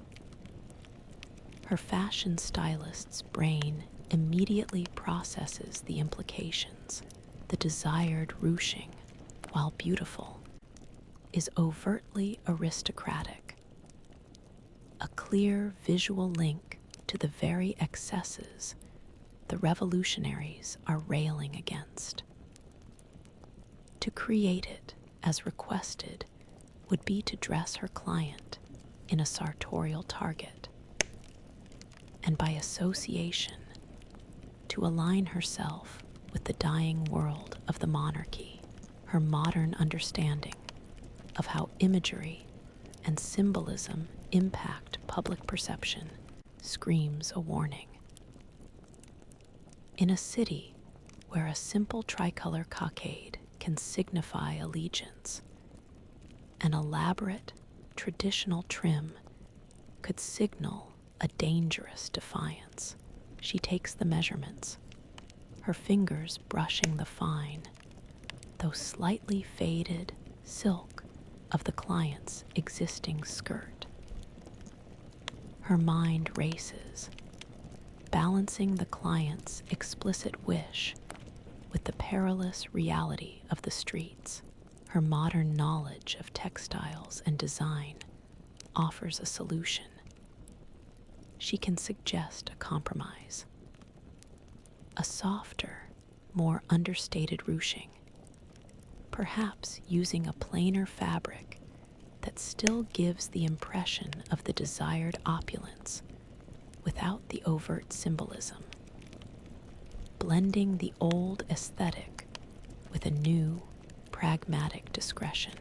It would be a subtle reduction of pomp, a quiet adaptation rather than a full embrace of revolutionary simplicity. This, she realizes, is her choice, her silent vote in the unfolding drama. She presents her sketches, not of the full, flamboyant ruching, but a refined, elegant version, less voluminous, less eye-catching, yet still clearly expensive and carefully crafted. She emphasizes its modern elegance, its forward-thinking grace, a phrase that she hopes appeals to both the client's desire for status and her underlying fear. The client examines the drawing, her fingers tracing the simpler lines, her brow furrowed in thought.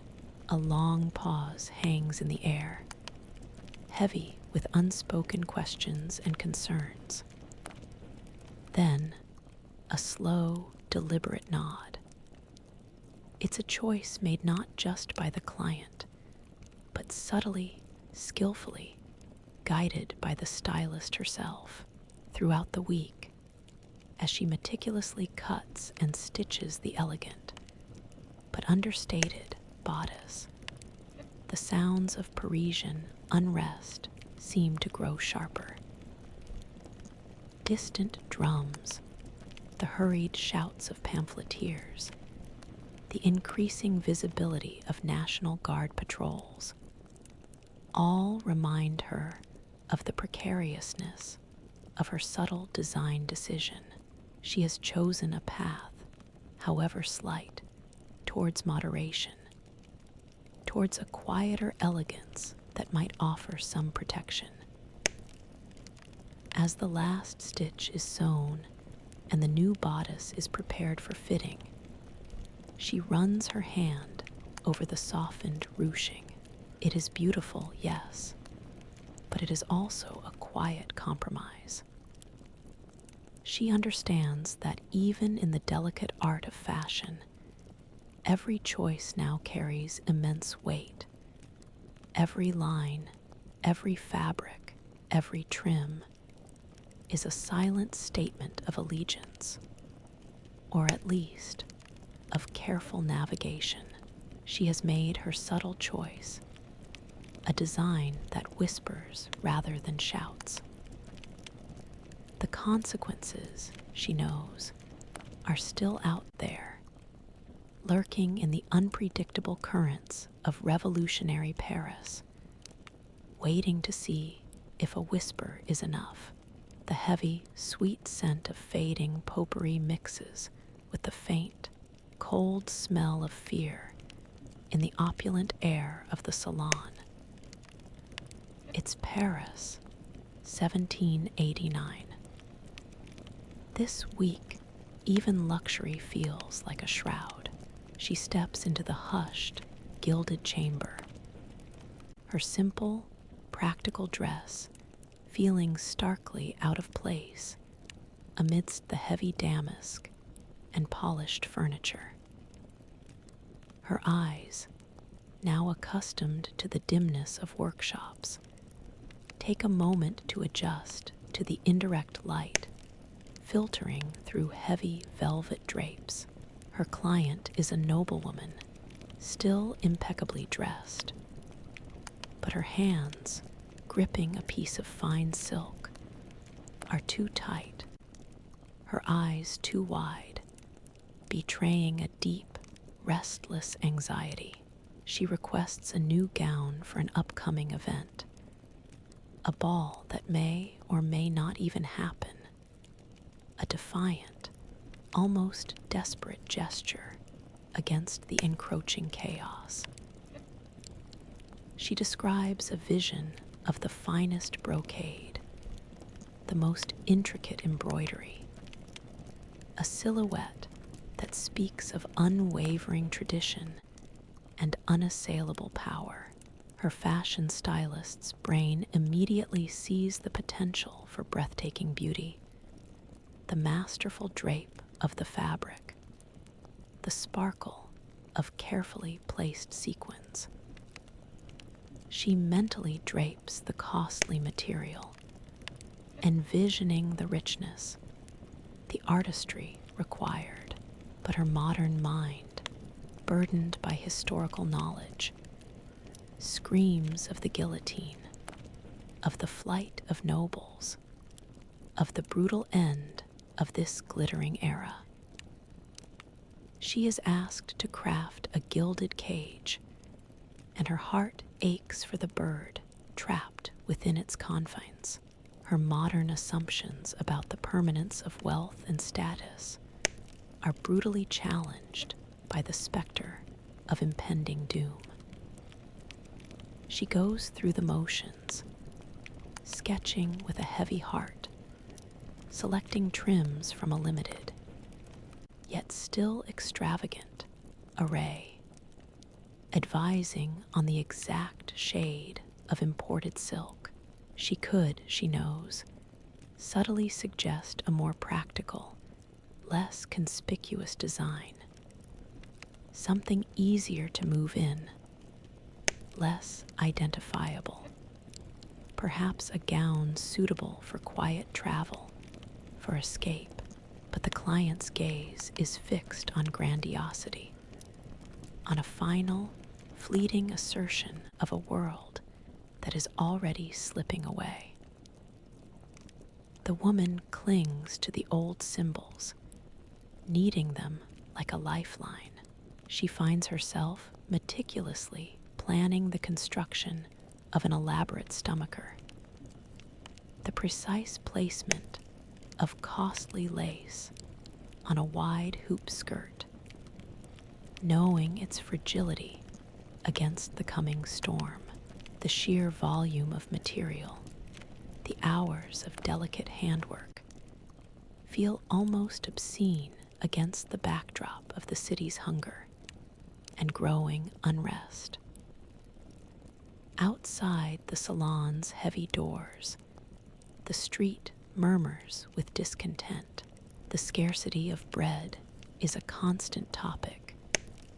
Pamphlets are passed in secret, and patrols of the newly formed National Guard are more frequent. Their tricolor cockades a stark contrast to the noble's world. The sounds of distant shouts, the rhythmic march of boots, occasionally filter into the insulated room, chilling the perfumed air. She imagines them getting closer, day by day, like an unstoppable tide. As the week ends, she smooths the rich brocade, feeling its deceptive softness, its heavy, luxurious weight. It is a beautiful garment, a masterpiece of its time, but it feels like a monument to a world on the verge of collapse. The act of creating such exquisite beauty under such circumstances, of meticulously crafting an illusion of permanence for someone whose fate she knows with a chilling certainty, leaves her with a profound, almost aching sense of futility. She realizes that sometimes the most magnificent fashion can be the most tragic, a final, poignant flourish before the inevitable, a silent testament to a grandeur that cannot withstand the turning tide of history. The rough, worn feel of a familiar fabric, a garment she had designed weeks ago, now carries a different kind of charge. It's Paris, 1789. This week, a simple creation has taken on a life of its own. She stands observing a small, agitated crowd gathered around a makeshift speaker in a public square. The air is thick with the shouts of impassioned orators, the restless shuffle of feet, and the constant hum of whispered rumors. Her eyes, now accustomed to the nuances of 18th century attire, scan the faces, the varying degrees of fear and fervor. And then she sees it. A woman, her face flushed with revolutionary zeal, her arm raised in agreement, wears the simple, practical gown she had designed, the blue ribbon, the hair ornament she crafted, is tied to her cap, a vivid, unmistakable emblem. Her original intention was to create a garment of understated elegance, a practical piece that subtly distanced the wearer from aristocratic excess without overtly aligning them with any radical faction.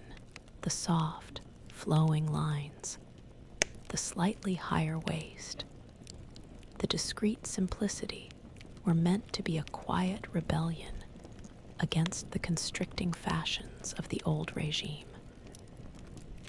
But now, seeing it worn with such open, fervent enthusiasm by a supporter of the nascent revolution, she realizes its meaning has shifted. It has become a symbol. She notices others in the crowd, men and women, wearing similar, subtly styled garments, perhaps not identical, but carrying the same understated, functional aesthetic. Her design, originally a quiet expression of modern sensibility, has inadvertently tapped into a burgeoning desire for a new Republican fashion. The crisp, clean lines, the lack of ostentatious frills, the practical fabrics, these elements, once mere design choices, now resonate as statements against opulence, against the frivolity of the court. Her modern assumptions about individual style versus mass influence are starkly contrasted by the collective adoption of a new visual identity. The master seamstress from the atelier approaches her later, her gaze unusually intense. She gestures towards the square, then to a rough sketch she holds, a design for a coat with clean, simple lines, similar in spirit to the gown. The implied message is clear. More people are asking for this style, for this new, subtle uniform of the revolution. Her design, initially a personal creative outlet, has become a practical tool for the movement. Her professional ability to simplify, to focus on function and accessibility, is exactly what this new, democratic aesthetic demands. Throughout the week, the feeling deepens. She sees her influence, not in a grand, fashion-forward pronouncement, but in the subtle spread of a new sartorial language across the city. The simple blue ribbon she crafted for one client now appears on a dozen caps, a small, vibrant splash of color against the drab reality of the streets, a visible sign of shared purpose as the shouts from the square begin to die down and dusk gathers. She finds herself tracing the lines of her own simple, practical gown. The fabric, worn soft against her skin, no longer feels like a makeshift costume, but like a part of her new identity and a part of this unfolding history. Her intention was to create beauty, to survive. Instead, she has inadvertently contributed to a movement, her subtle, modern mark becoming a faint but unmistakable emblem of revolutionary fervor. She understands that the butterfly effect isn't just about grand actions, but about the smallest, seemingly innocuous choices, rippling outward in unforeseen and powerful ways. shaping the very visual landscape of history.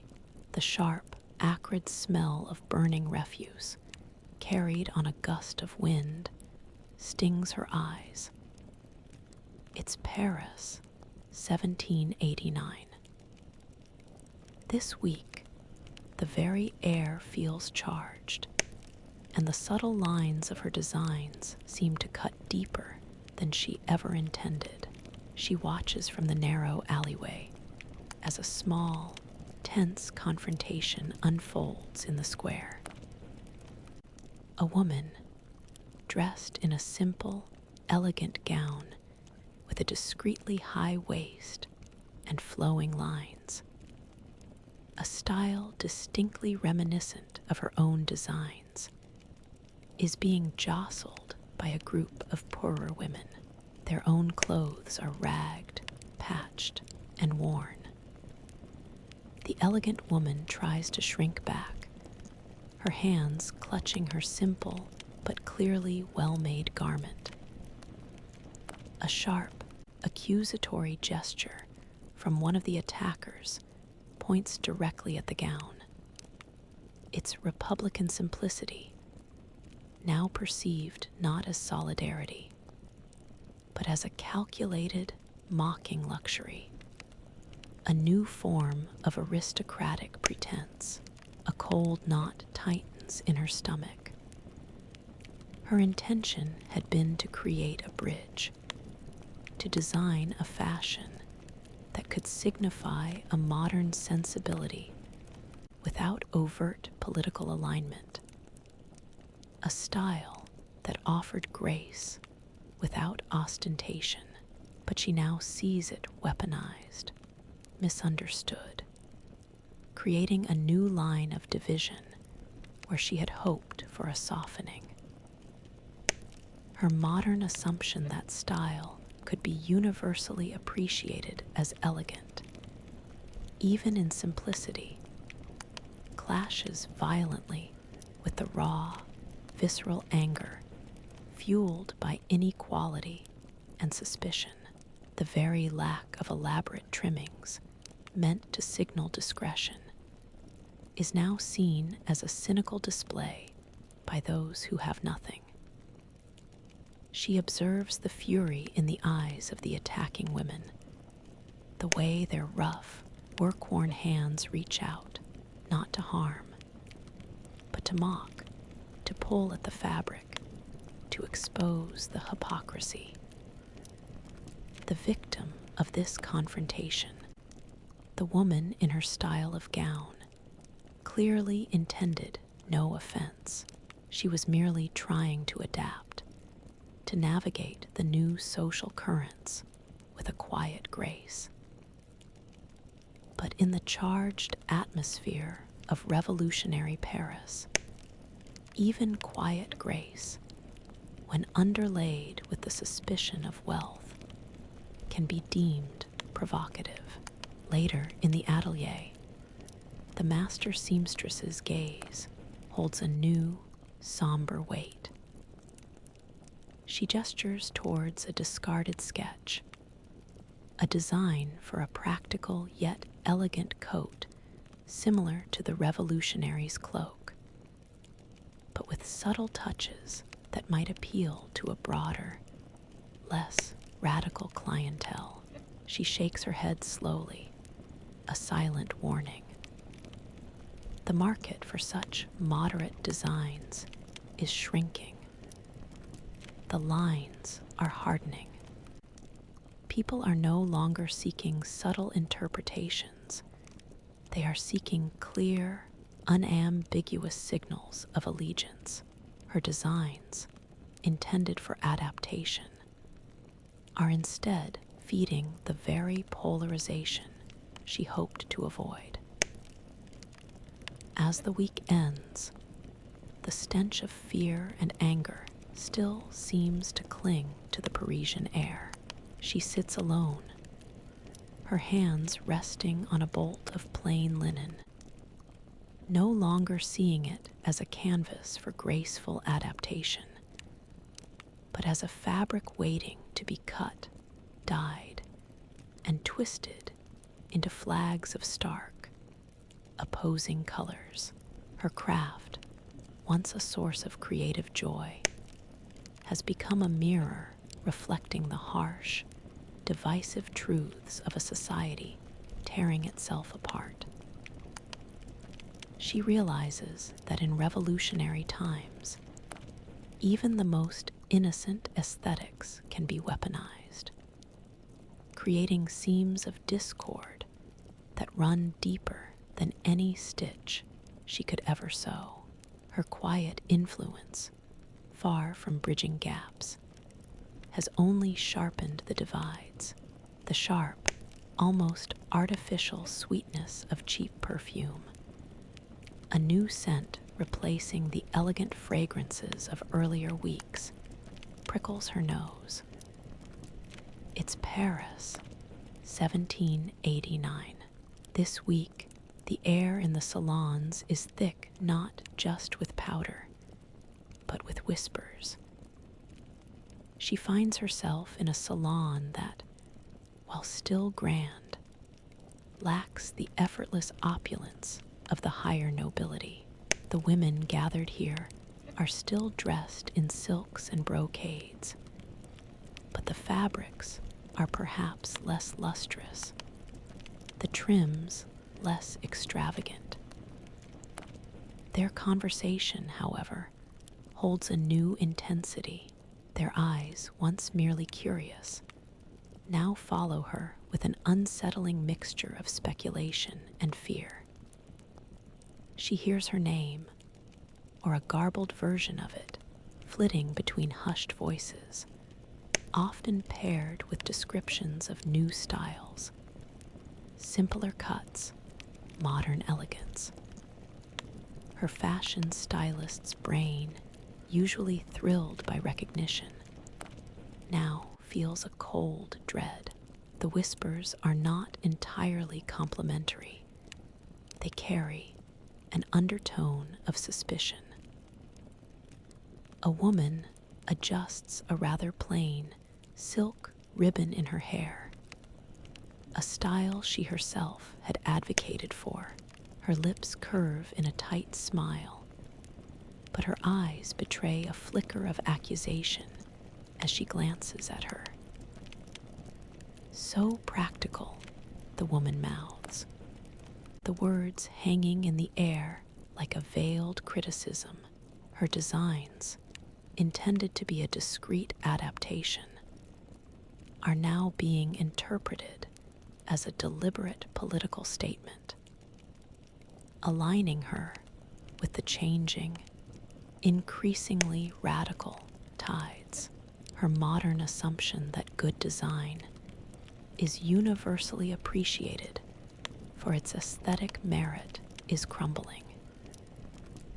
Here, design is inextricably linked to power, to politics, to survival. To create a simpler, more flowing gown is not merely an artistic choice. It is, in some circles, a rejection of the monarchy, an embrace of republican ideals. To make a client appear less opulent is, to some, an act of tacit support for the revolutionaries, a betrayal of the old regime. She sees the growing unease in the salon, the way glances are exchanged, the subtle, almost imperceptible distance people begin to put between themselves and anyone associated with the new aesthetic. She watches a noblewoman, her powdered hair still high, but clearly less extravagant than months ago, nervously trace the intricate embroidery on her fan. She herself had helped simplify some of the trimmings on the woman's gown, hoping to offer a degree of protection. Now she wonders if even that act of cautious adaptation has become a mark against them both. The choices she made born of a desire to help clients navigate a perilous time, are now perceived as choices for one side against another. As the week progresses, the air grows heavier with unspoken judgments. Invitations to certain households, once extended with cordiality, cease. The atmosphere in the atelier, while still outwardly professional, becomes charged with a quiet tension when certain clients arrive. She feels the weight of eyes upon her, the silent questions, the fear of guilt by association. As the final rays of sun slant across her small room, illuminating the dusty corners, she examines a piece of cloth. It's a plain, unassuming linen.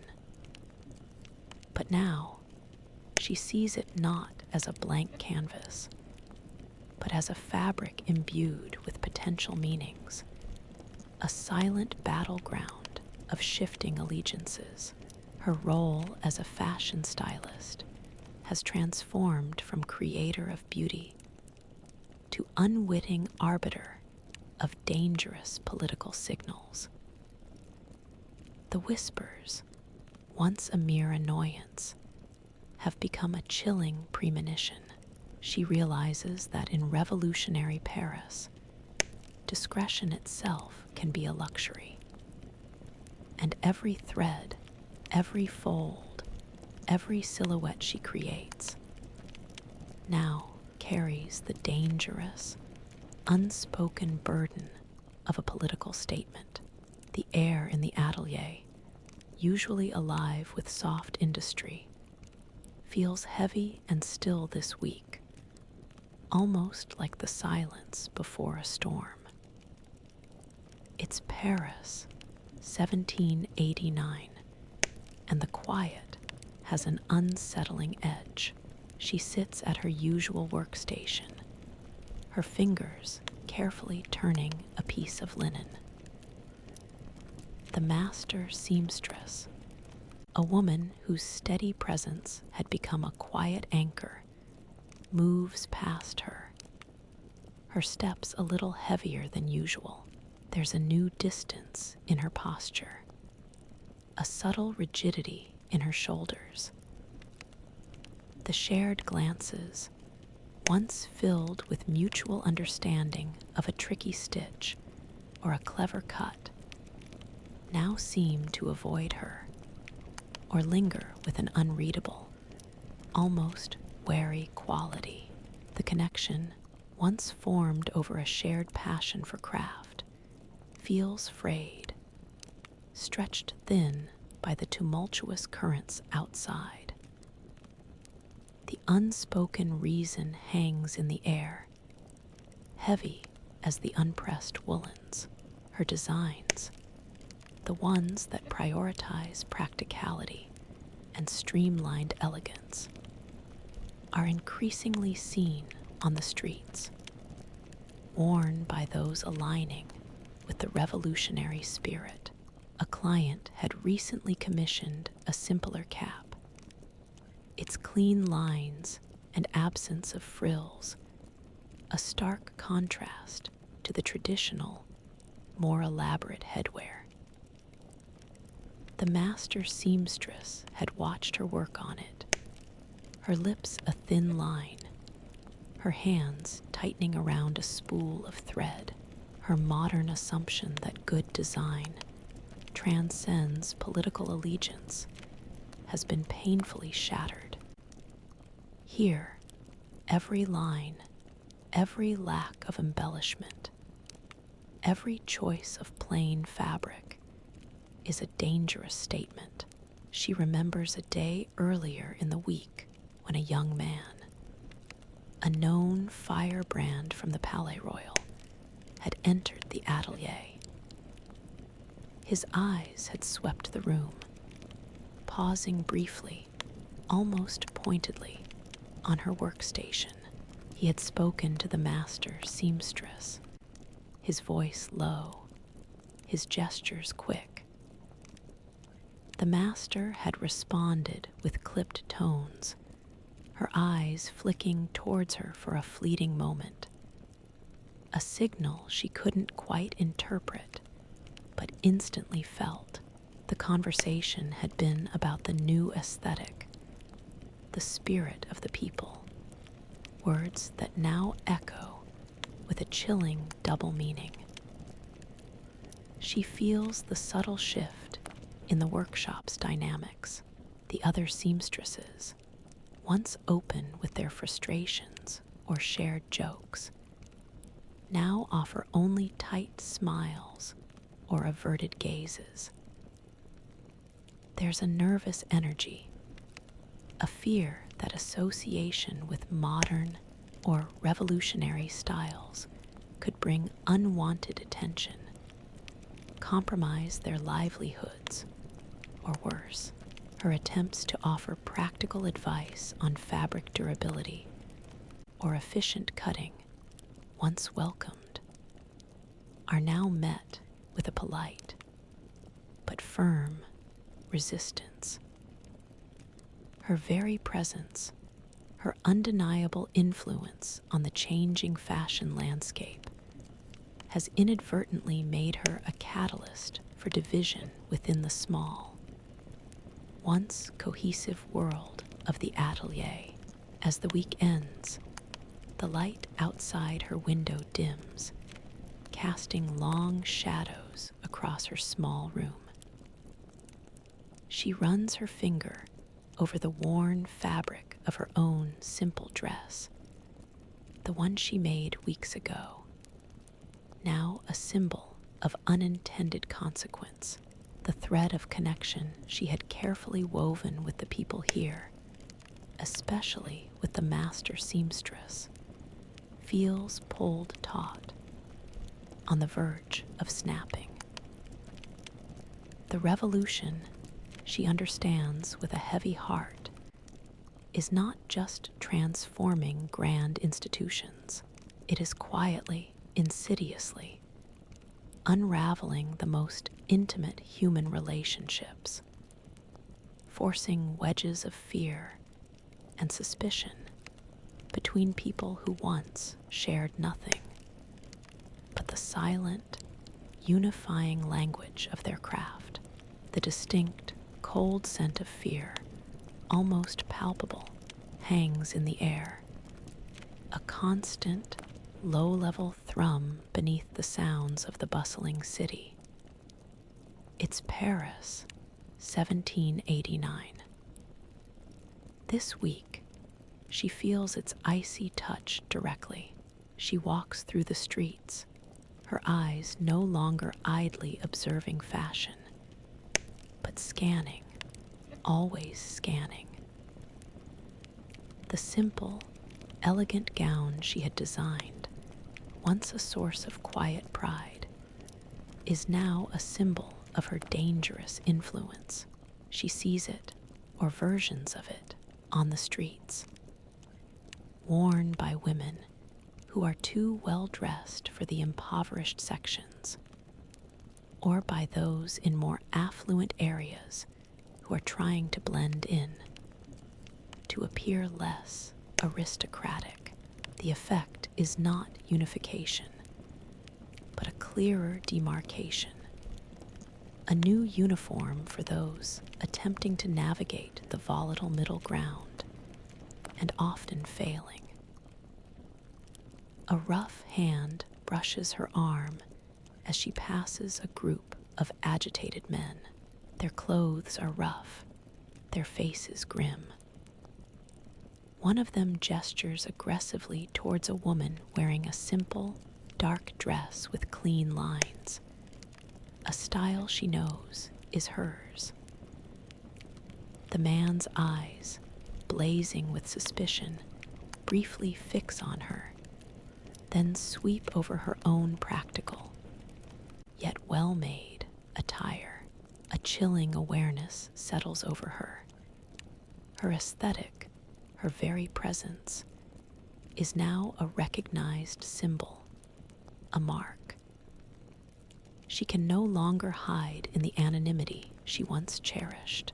Her modern assumption of artistic freedom, of design for design's sake, has dissolved into the stark reality of political consequence.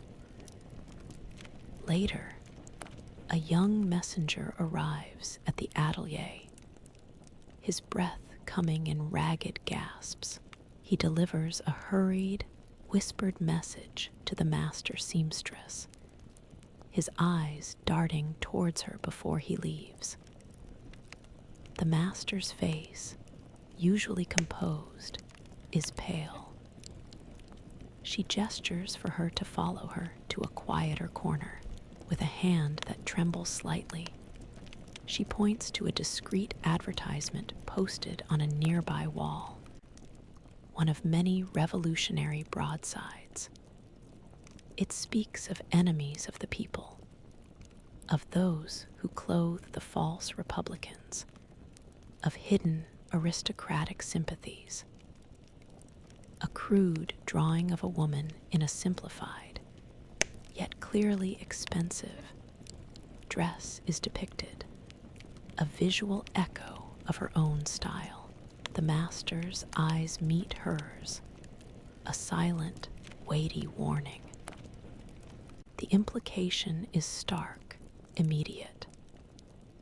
Her designs, intended to be a subtle adaptation, are now seen as a signifier of a dangerous neutrality, or worse, a clandestine support for a perceived enemy. She, the stylist, is now a figure of suspicion to both sides, her artistic influence bearing dangerous political weight. The weight of cloth, she realizes, is no longer just physical. It is a burden of responsibility, a direct link to the fates of others. As the week ends, the familiar scents of the atelier, once a comfort, now feel tinged with the metallic tang of fear. She sits alone, her hands resting heavily in her lap, feeling the texture of her simple, useful dress against her skin. It is no longer just a garment. It is a visible declaration, a silent accusation. The consequences of her choices, of her art, are no longer abstract. They are real, dangerous, and personal. She understands that in revolutionary Paris, influence, however subtle or unintended, comes with a price, and that the beautiful threads she weaves can also become the threads of her own entanglement, and perhaps her undoing. The soft, rhythmic whisper of two needles pulling thread through fine linen, working in parallel, creates a soothing, almost hypnotic rhythm in the quiet atelier. It's Paris, 1789. This week, a shared artistry has become a refuge.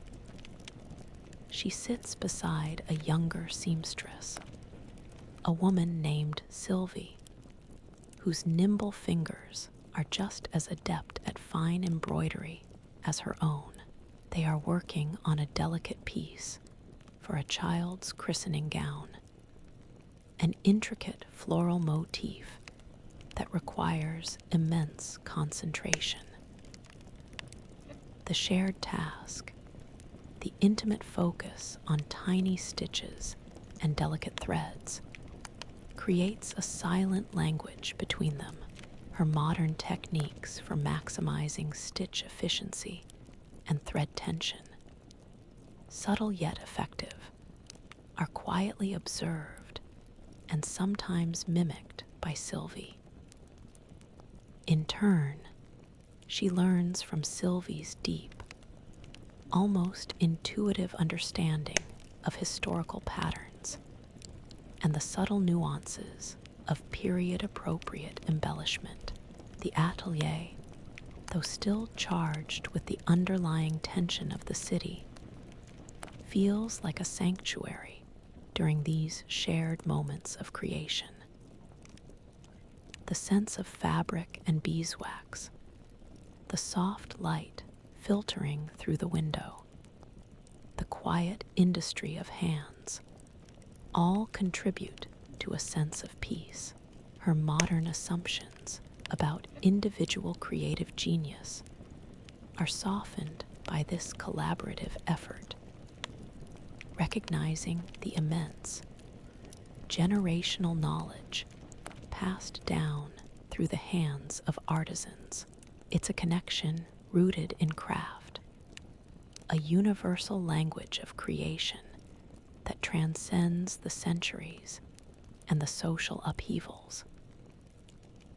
They work through the week, sometimes in silence, sometimes exchanging soft glances that speak volumes. Sylvie offers a small, carefully hoarded piece of silk for a particularly delicate leaf. Her gesture, a silent offering of shared resources, of trust.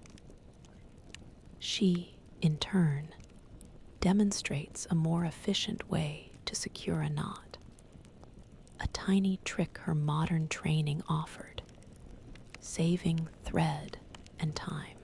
These small exchanges, born of shared artistic passion, build a fragile bridge of understanding between them, an alliance of hands and eyes. Her fear of political entanglement, though still present, recedes in these moments of shared creativity. The tiny, intricate stitches on the christening gown feel like acts of quiet defiance against the chaos outside, an assertion of beauty and hope in a world that increasingly seems to value only utility and brute force. This specific commission, a gown for new life, contrasts sharply with the looming presence of death and destruction that seems to permeate the city. It's a powerful reminder of what they are truly working to preserve. As the week ends, the christening gown is complete, its embroidery a delicate testament to their combined efforts. She holds it up, the fine linen cool against her fingers, the intricate stitches gleaming in the dim light. The sense of shared accomplishment, of having created something beautiful and meaningful with another human being, warms her. She looks at Sylvie, whose tired but satisfied smile reflects her own. They have spoken a common language, not of words, but of needles and threads, forging a friendship, a quiet solace amidst the growing storm. She understands that even in the most perilous times, the human need to create, to connect, and to find beauty, however small, remains a resilient, powerful force. The faint scent of pipe tobacco and fresh parchment, unexpectedly clean amidst the usual Parisian aromas, now feels entwined with a new, unsettling warmth.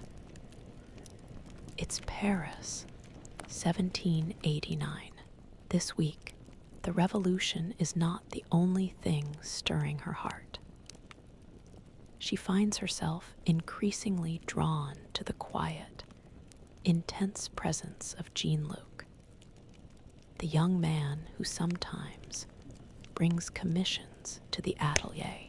He's the one who asked for the revolutionary's cloak, his eyes always alert, his movements economical.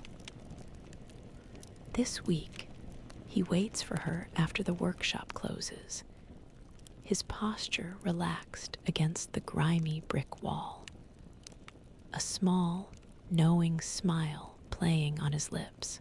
His simple, dark clothes, utilitarian and unadorned, are a stark contrast to the flamboyant finery she once admired. Yet, there's an undeniable gravitas to his presence.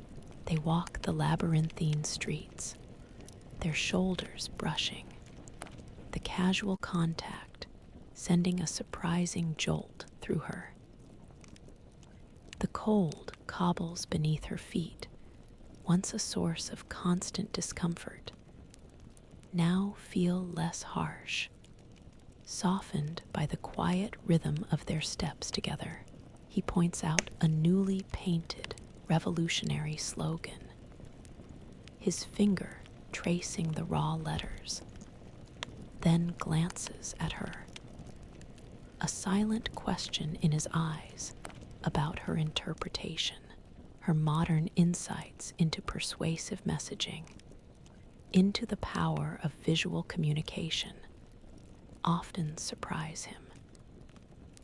He, in turn, offers her glimpses into the complex web of political factions, explaining the subtle differences between this pamphlet and that, the shifting allegiances, the nuances of the revolutionary cause.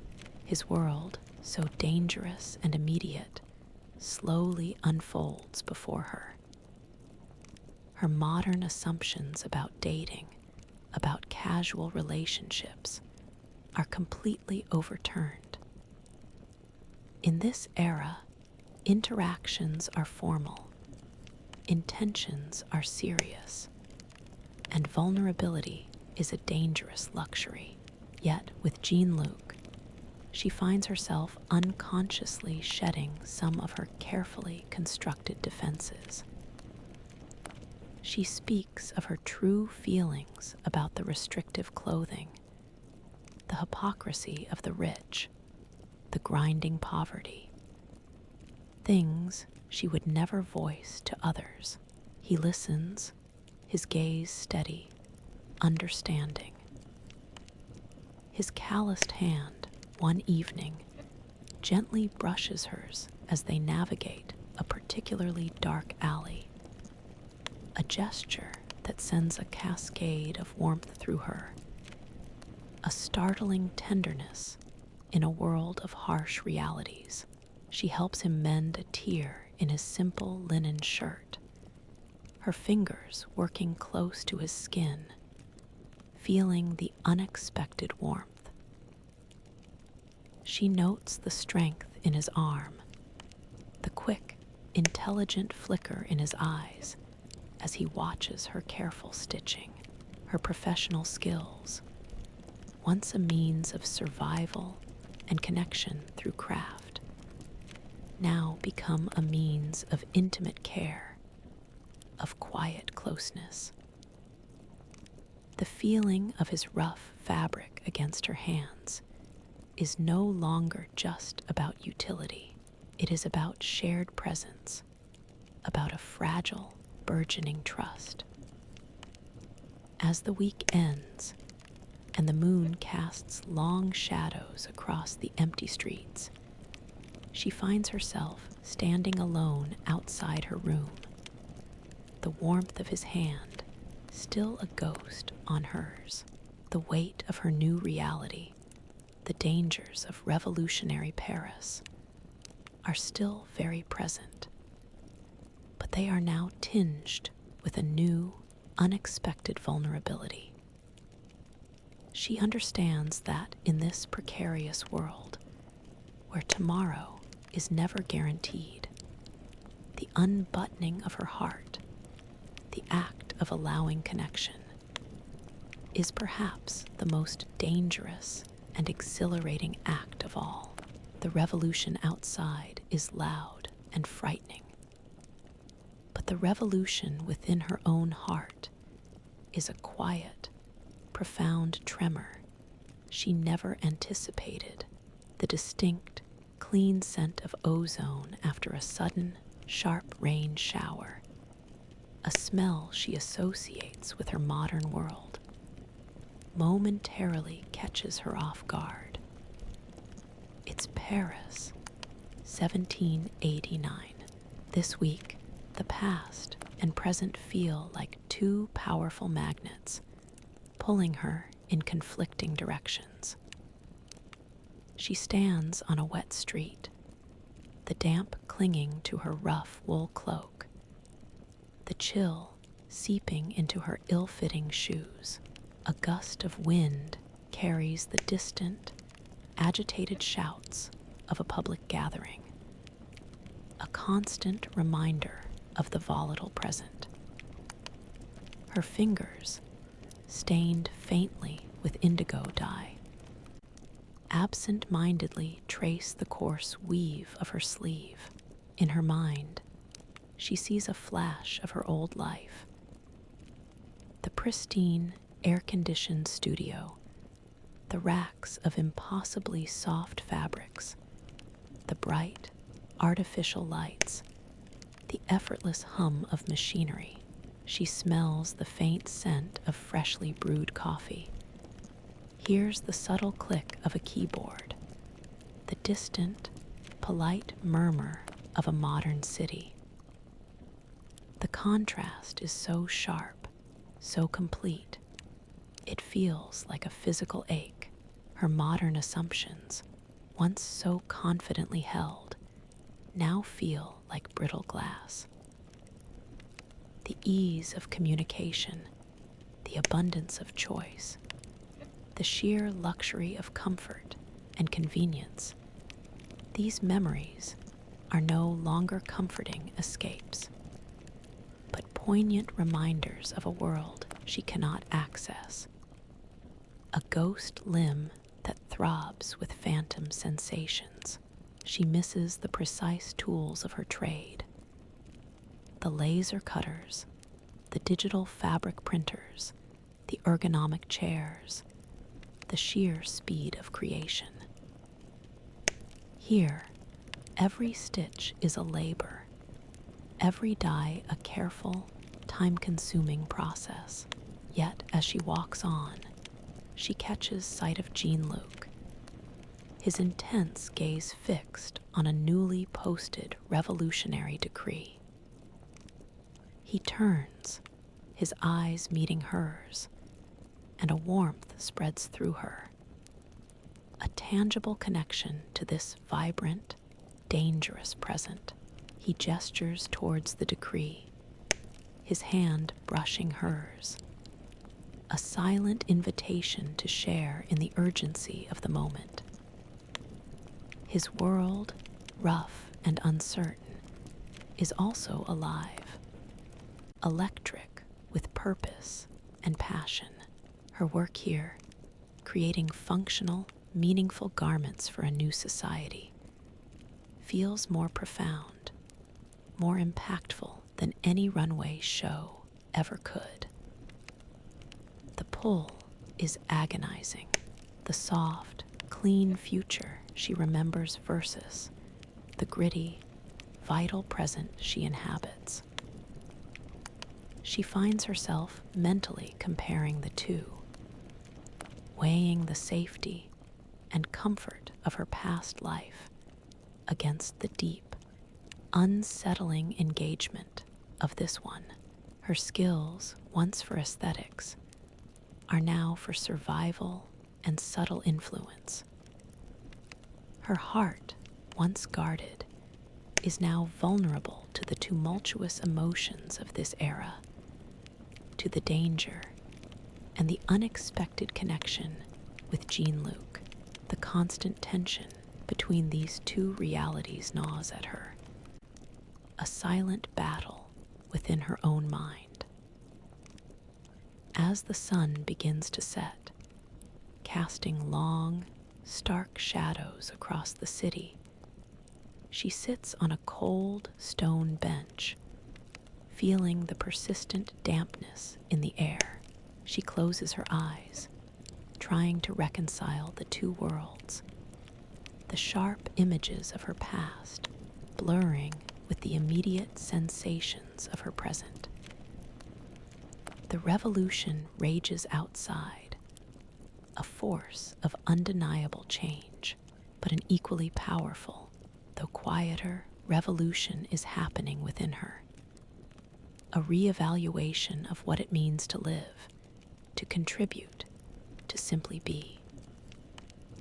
She realizes that while the past still calls to her with the seductive whisper of comfort, the dangerous, vibrant present holds her fast, anchoring her with bonds of purpose and unexpected love, making the choice, if there ever was one, increasingly impossible to discern.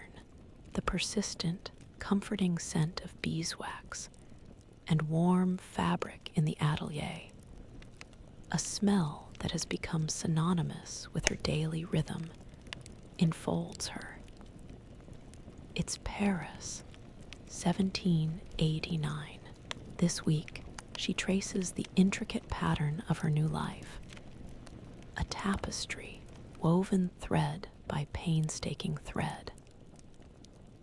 She sits at her workstation, her fingers deftly mending a tear in a child's cloak, the stitches almost invisible, the rhythmic pull of the needle, the familiar resistance of the wool, feels less like a task and more like an extension of herself.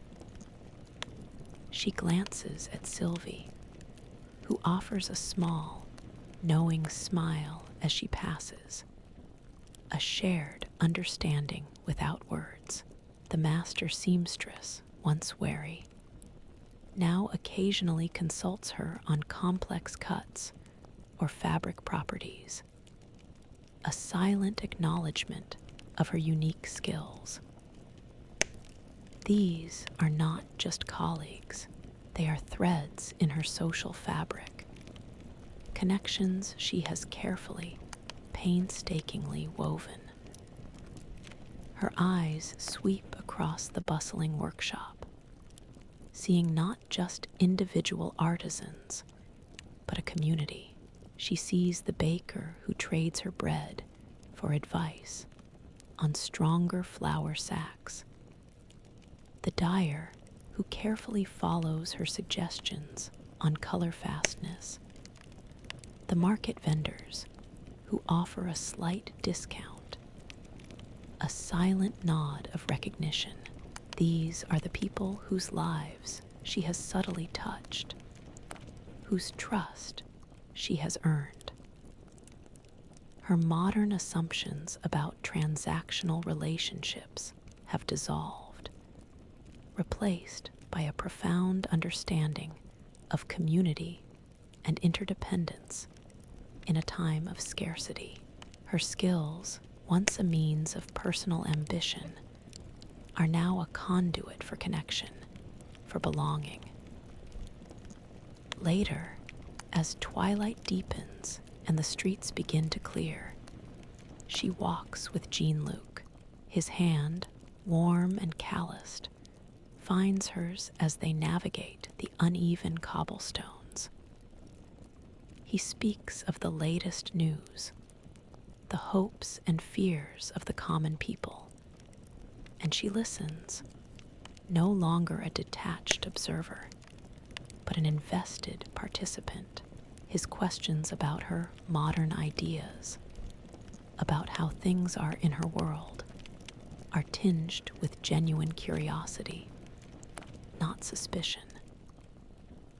She finds herself sharing details she never thought she would, the absurdity and wonder of her past existence, creating a shared intimacy that anchors her in this tumultuous present.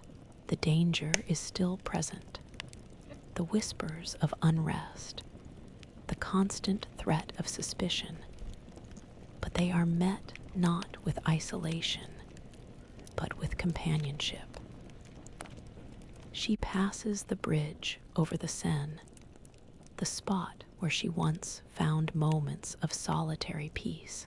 Now she imagines sharing that view, that quiet beauty, with Jean-Luc, pointing out the way the moonlight catches the water.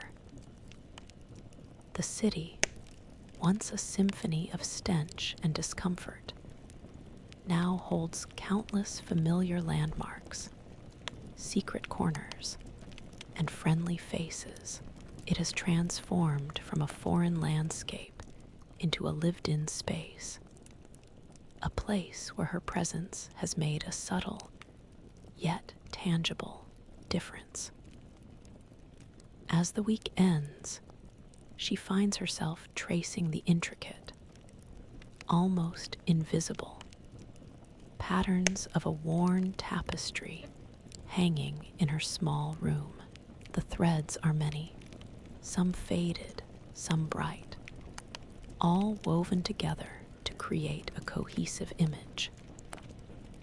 She realizes that her life here in revolutionary Paris is such a tapestry. Each small interaction, each stitch, each shared glance, each moment of danger and connection has been a thread painstakingly woven into a rich, complex fabric. She is no longer merely surviving. She is living deeply and truly, inextricably intertwined with this vibrant, dangerous world. The pull of her past, though still a faint echo, is now overwhelmed by the powerful, tangible reality of the life she has so completely and unexpectedly woven for herself here.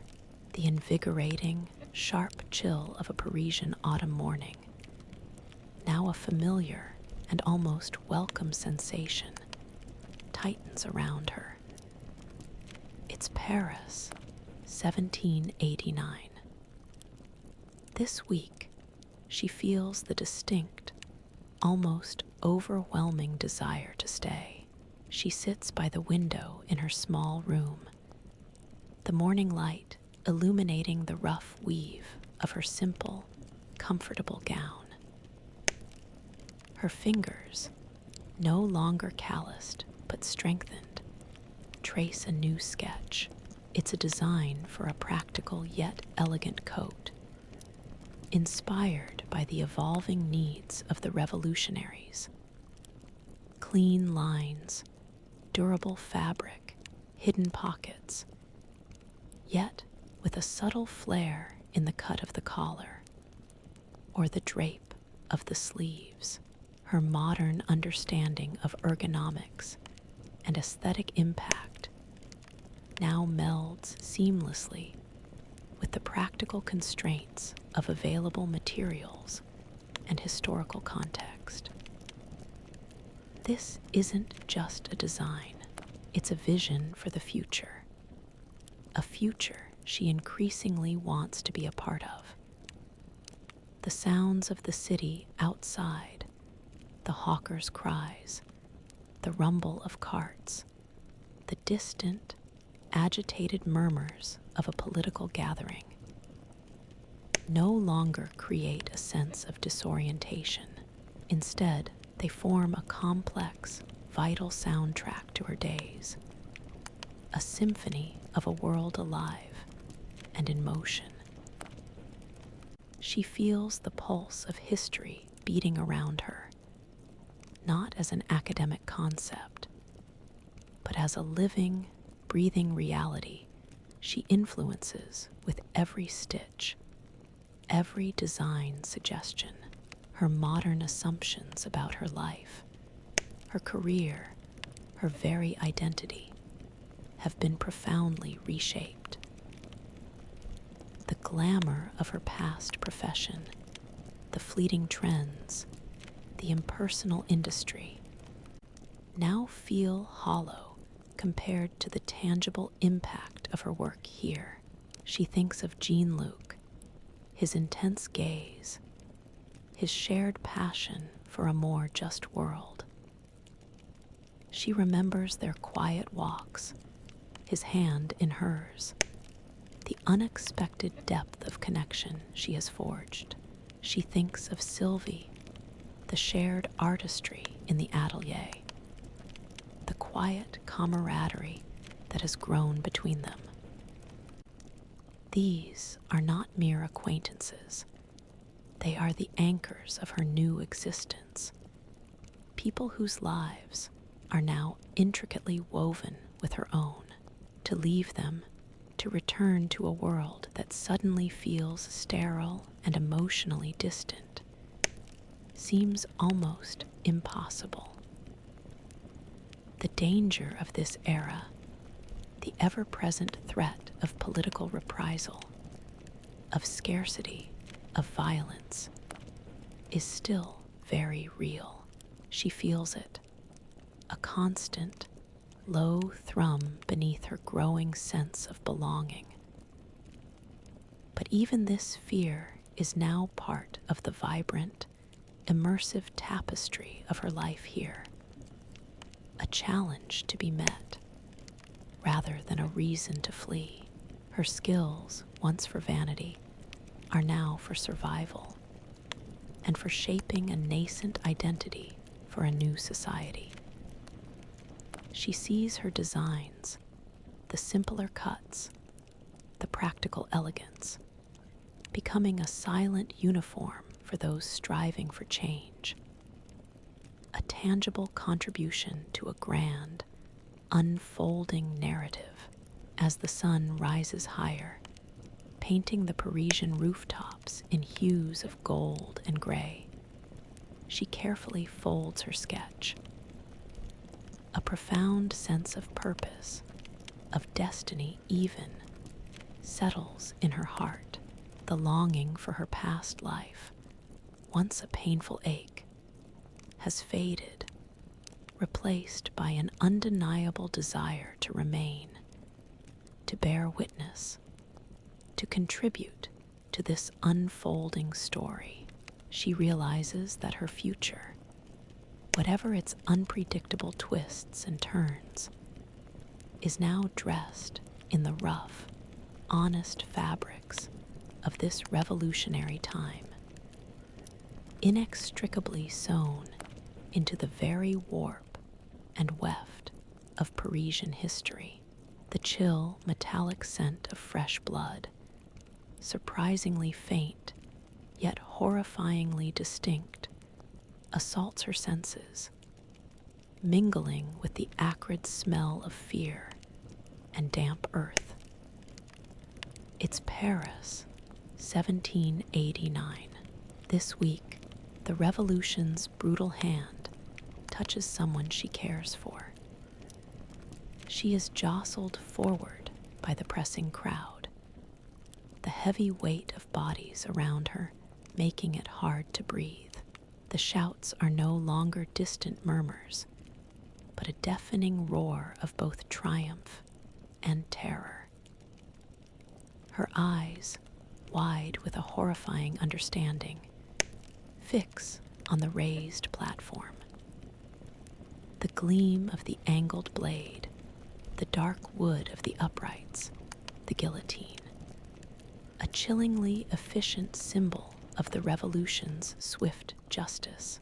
Her modern mind, conditioned by centuries of evolving human rights, struggles to reconcile the philosophical ideals of liberty with this raw, public spectacle of death. Her heart plunges as she sees him, not on the platform, but among a group of men being roughly pushed through the square, their hands bound. Jean-Luc. His face is grim, resolute, but there's a flicker of defiance in his eyes as he meets hers across the churning crowd. He wears the simple, practical clothes she knows, the dark cloak she helped design, now a uniform of dangerous conviction. Her modern assumption that revolutionary passion equals inherent justice shatters in that moment, replaced by the stark, terrifying reality of arbitrary power, of a revolution devouring its own. Her hands clench, nails digging into her palms.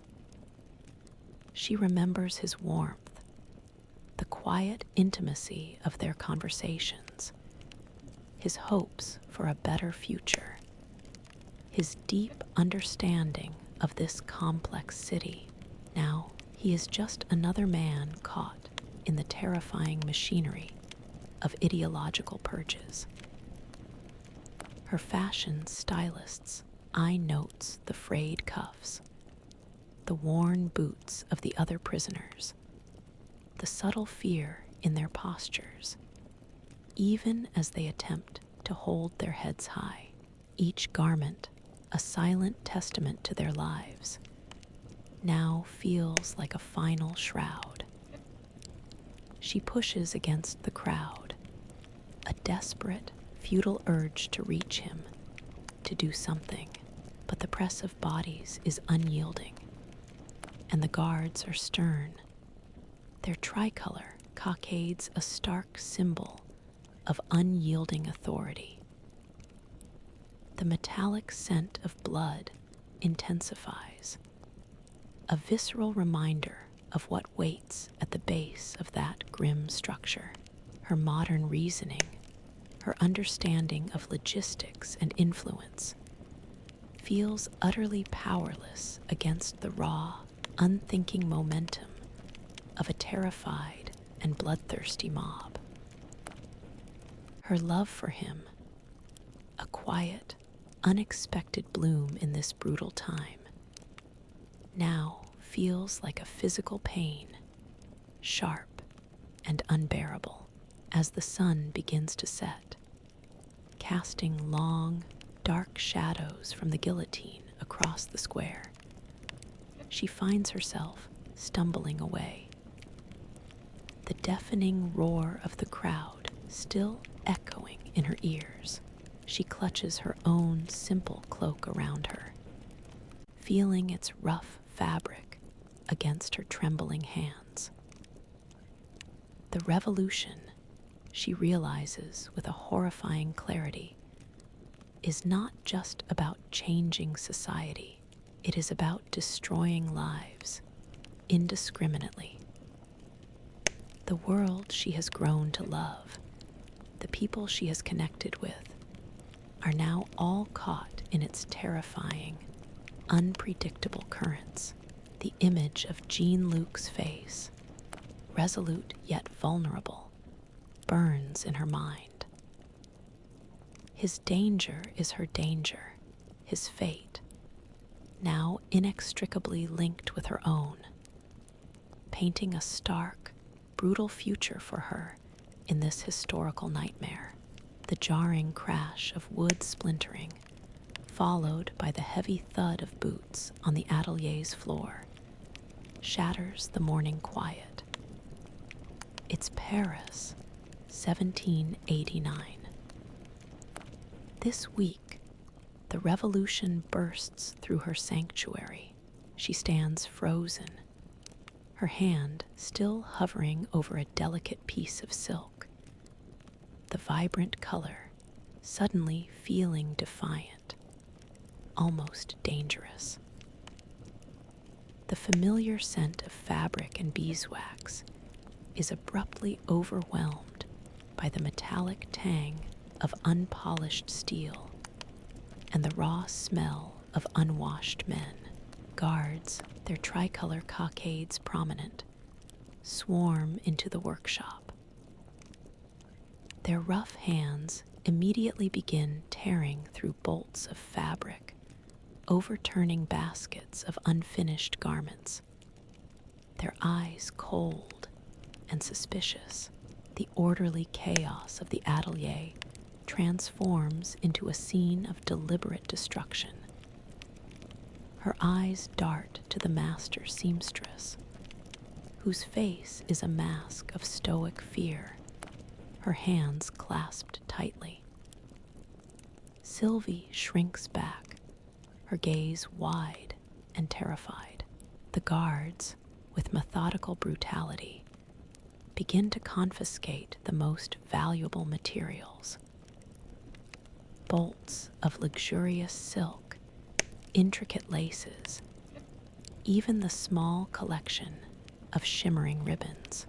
These are symbols of the old regime, they declare, assets of the enemies of the people. Her professional mind, trained to appreciate the artistry and economic value of these textiles, watches in mute horror as years of work, of trade, of artistry, are casually tossed into rough sacks. Her own workstation is not spared. Her meticulously arranged pins are scattered, her precious few needles scrutinized. A guard picks up the practical, yet elegantly cut, gown she designed for herself, his fingers brushing the fabric with suspicion. He examines its simple lines, its lack of aristocratic frills. But his gaze lingers on the quality of the linen, the subtle drape.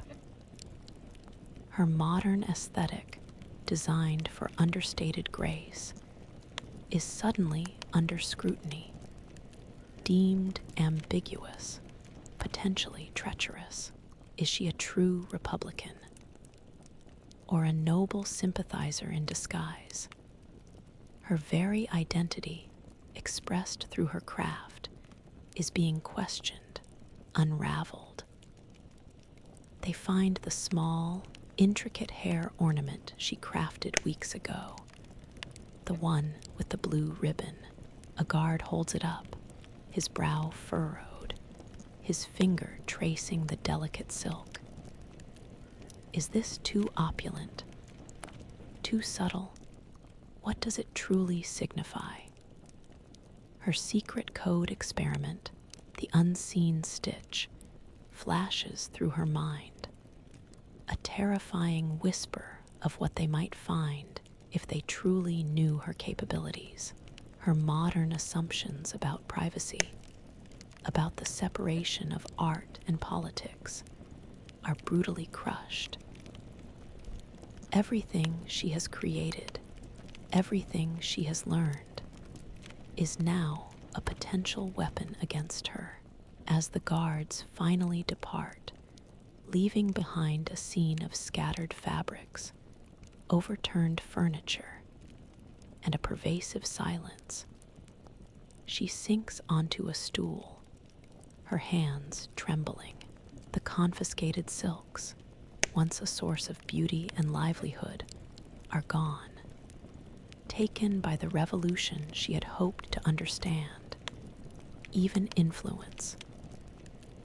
The atelier, her sanctuary, is now violated, a cold, empty space. She runs her hand over a stray piece of rough wool, the last remnant of their work.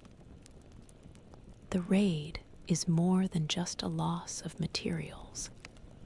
It is a direct assault on her craft, her connections, her very fragile identity in this time. She realizes that the revolution has stopped being an abstract force and has become a personal, devastating threat, tearing at the very fabric of her existence. The acrid scent of fear, raw and unmistakable, now permeates the very stones of Paris. It's 1789. This week, the revolution demands not just allegiance, but betrayal. She stands amidst the wreckage of the atelier, the scattered scraps of fabric and overturned furniture, a stark reminder of the recent raid. Her fingers, still trembling from the violation, absent-mindedly smooth a piece of rough linen. The master seamstress, her face pale and drawn, approaches, her eyes holding a haunted, desperate plea. She gestures towards a specific, very plain brown woolen coat, one she had helped design weeks ago for a quiet, older client, a woman known for her discreet royalist sympathies. The master's hand trembles as she points to a small, nearly invisible, embroidered crest on the inside lining. A tiny, carefully concealed fleur-de-lis, a silent symbol of loyalty to the monarchy. The master's eyes meet hers, a wordless communication of absolute terror. She indicates a choice. Either she, the younger, less established seamstress, identifies the client and the concealed emblem to the authorities, diverting suspicion from the struggling atelier and its remaining workers, or the entire workshop, perhaps even the master herself, faces far graver consequences. Her modern assumptions about professional ethics, about client confidentiality, shatter against the brutal wall of self-preservation. This isn't about artistic integrity. It's about life and death. A cold, sickening dread settles in her stomach. To betray a client, even one she barely knew, goes against every fiber of her modern being. But to protect the atelier, to protect Sylvie, the young seamstress she has grown to care for, to protect the last vestiges of her fragile life, here the choice feels impossible, yet immediate. She thinks of Jean-Luc, threatened by the same arbitrary forces. The revolution, once an abstract ideal, has become a monstrous, hungry entity demanding sacrifices, even from within its own ranks. She studies the small, embroidered crest, her fingers tracing its familiar, delicate lines. Her unique skill, her fashion stylist's eye for detail, the very thing that made her invaluable, is now being weaponized against her own conscience. She could easily deny seeing it, claim ignorance. But the master's gaze is unwavering, her desperation profound. The unspoken plea is clear. They know you see it. Her modern assumptions about individual agency, about being able to control her own narrative, dissolve in the face of this terrifying coercion. Throughout the week, the decision gnaws at her. The sounds of the city, the shouts, the endless rumors of arrests, feel like a relentless drumbeat pushing her towards an unthinkable act. She observes Sylvie, her head bent over her needlework, her brow furrowed in concentration, unaware of the sword of Damocles hanging over them all. The thought of Sylvie, or the master, facing the guillotine for a hidden stitch, is a pain sharper than any needle prick.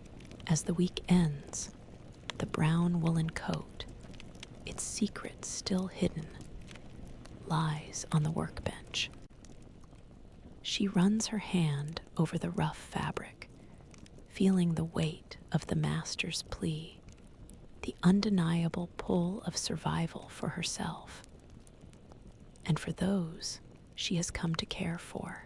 Her modern heart, burdened by ideals of justice and fairness, is being forced to make a desperate choice, one that will forever stain the tapestry of her life here.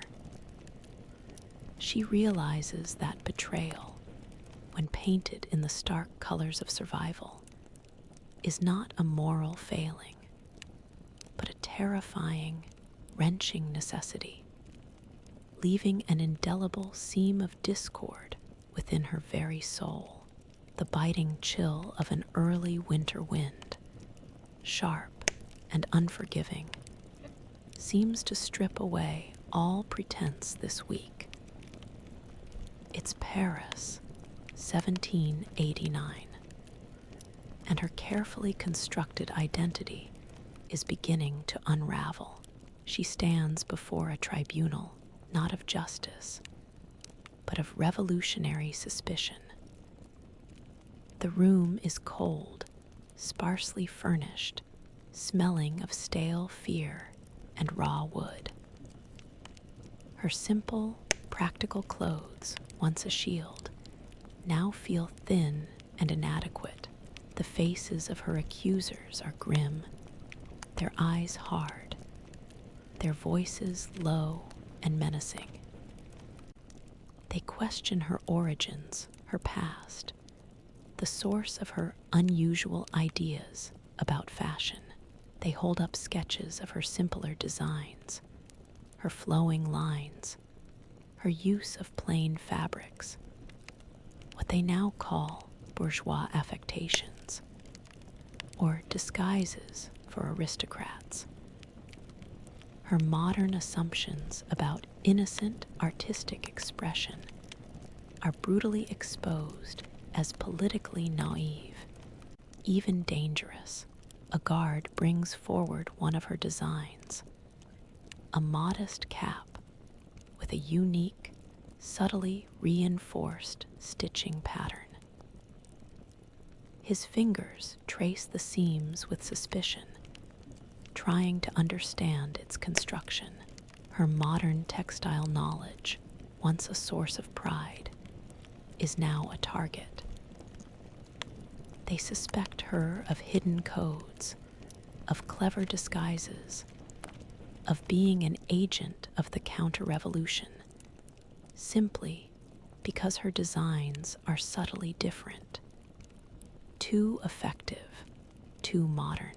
Her lack of a clear, conventional history in Paris is a glaring void, a mark of suspicion.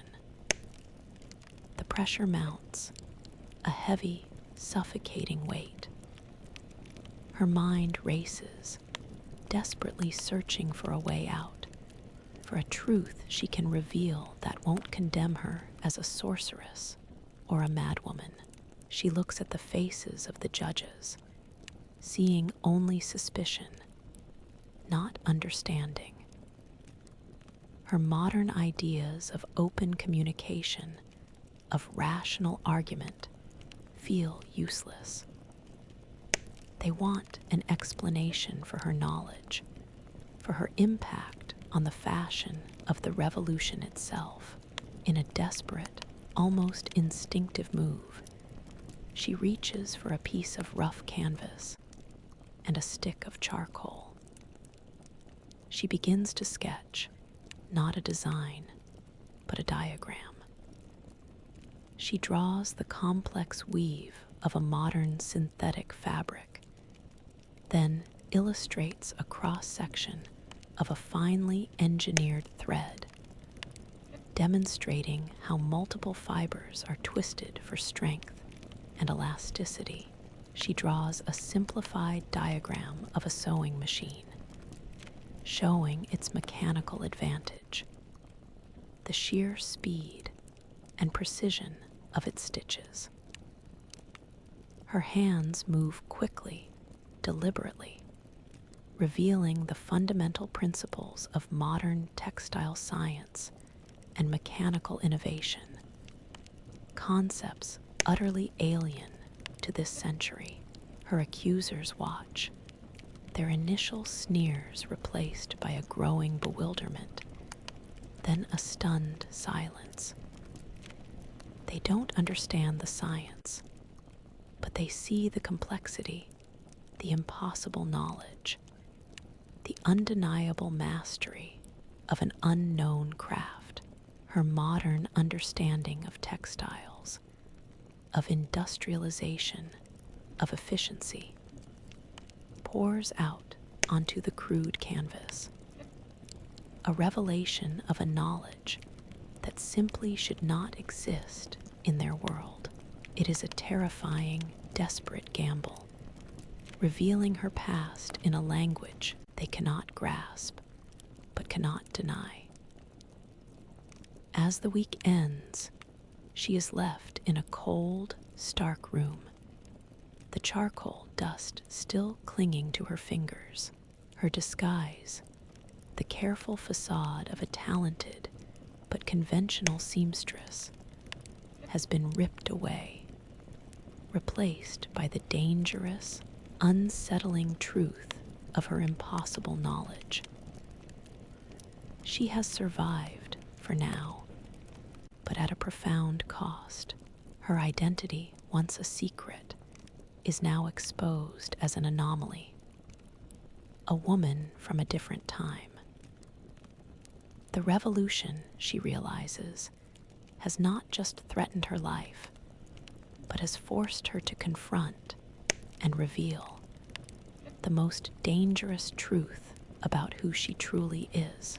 Her future here, if she has one, will be lived as a walking paradox.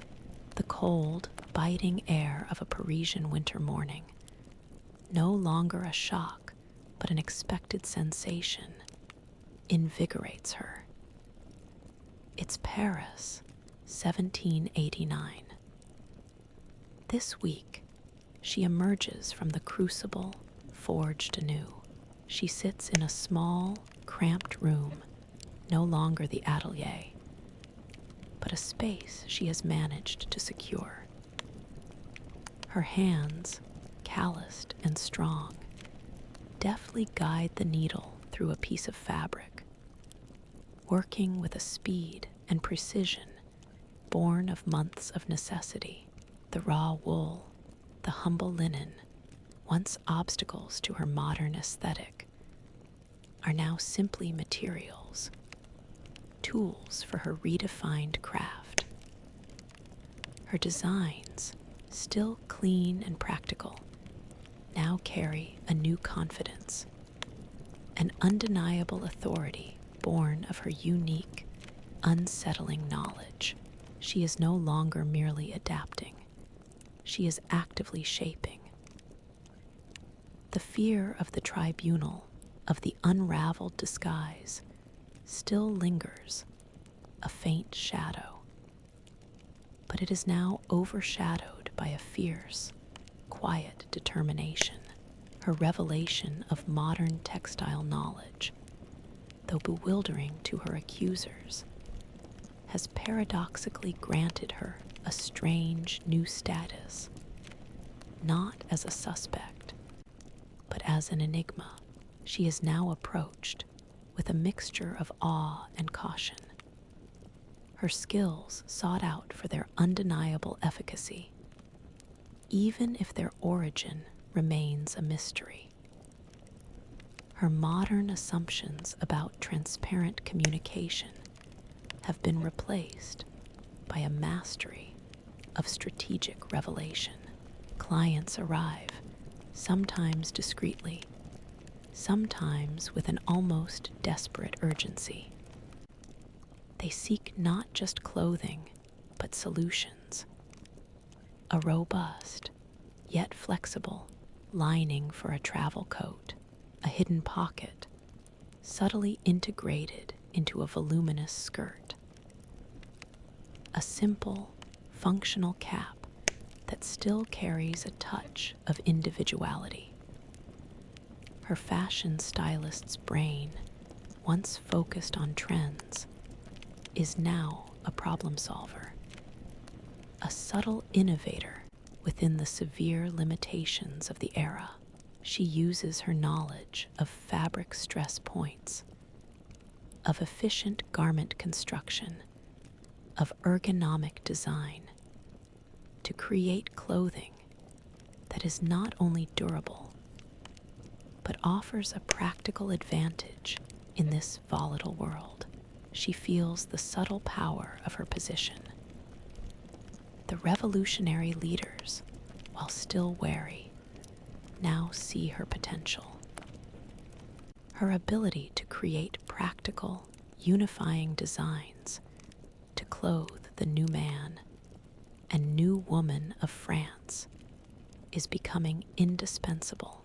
Her simple, clean aesthetic, once seen as a bourgeois affectation, is now embraced as a visual representation of Republican virtue and practicality. She is, in her own quiet way, designing the visual identity of a revolution. As the week ends, she holds up a finished piece, a sturdy yet elegant coat, its lines embodying both strength and subtle grace. She runs her hand over the fabric, feeling the resilience of its weave, the clean finish of her stitches. This isn't just a garment. It's a testament to her journey, a physical manifestation of her own forged resilience. The Paris that once overwhelmed her with its stench and chaos is now a canvas for her unique vision, a place where her modern knowledge, refined by hardship, has found its true, powerful purpose. She is no longer just a stylist lost in time. She is an artist, a contributor, a survivor, her true, resilient self emerging from the fires of revolution, ready to face whatever complex patterns the future will weave. The crisp, clean smell of freshly laundered linen, now a more common scent on the streets, mingles with the faint aroma of roasting chestnuts. It's Paris, 1789. This week, she sees her quiet influence blossoming. She walks through the bustling streets, her head held higher, her steps more confident.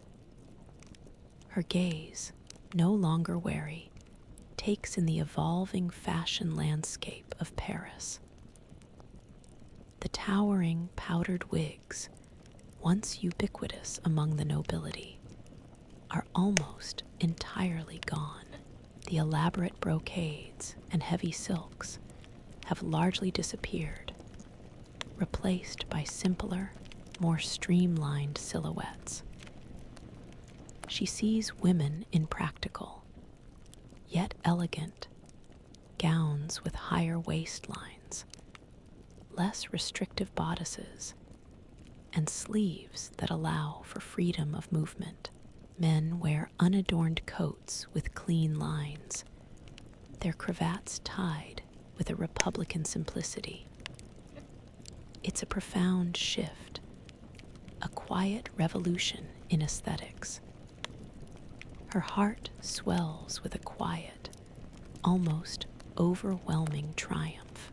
These are her designs, or at least direct influences of her ideas.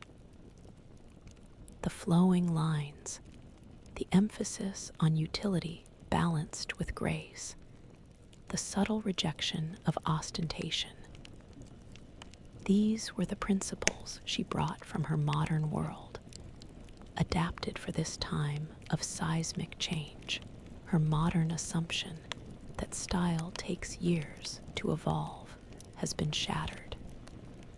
Here, under the crucible of revolution, fashion has transformed with astonishing speed, and she has been an undeniable catalyst. She sees a young woman adjusting a simple blue ribbon in her hair, reminiscent of the ornament she crafted weeks ago. Now a popular, subtle symbol of Republican virtue, a man, a fervent revolutionary, wears a dark, unadorned cloak whose cut and hidden pockets mirror the design she created for Jean-Luc. Her aesthetic, once perceived as ambiguously bourgeois, is now embraced as authentically Republican, embodying the new values of simplicity, equality, and practicality. The unspoken language of her craft, her unique knowledge of textiles and form, has truly shaped the visual identity of a nation in flux. In her small workspace, clients now arrive with clear instructions, something in the new style, something practical but with grace, something that speaks of the Republic. Her role has shifted from struggling survivor to an influential arbiter of the burgeoning Republican aesthetic. Sylvie, her fellow seamstress, now works alongside her with an open, appreciative respect. Their shared creative passion, a strong bond. The master seamstress observes her with a look of quiet awe, recognizing the profound, undeniable impact of her modern ideas. As the week ends, she stands by her window, looking out at the city, now blanketed in a fine dusting of snow. The chill is sharp, but the light is clear. The revolution is far from over, its future still uncertain, its dangers still present. But she has made her mark. Her influence, once a subtle whisper, is now an undeniable part of the fabric of this new society.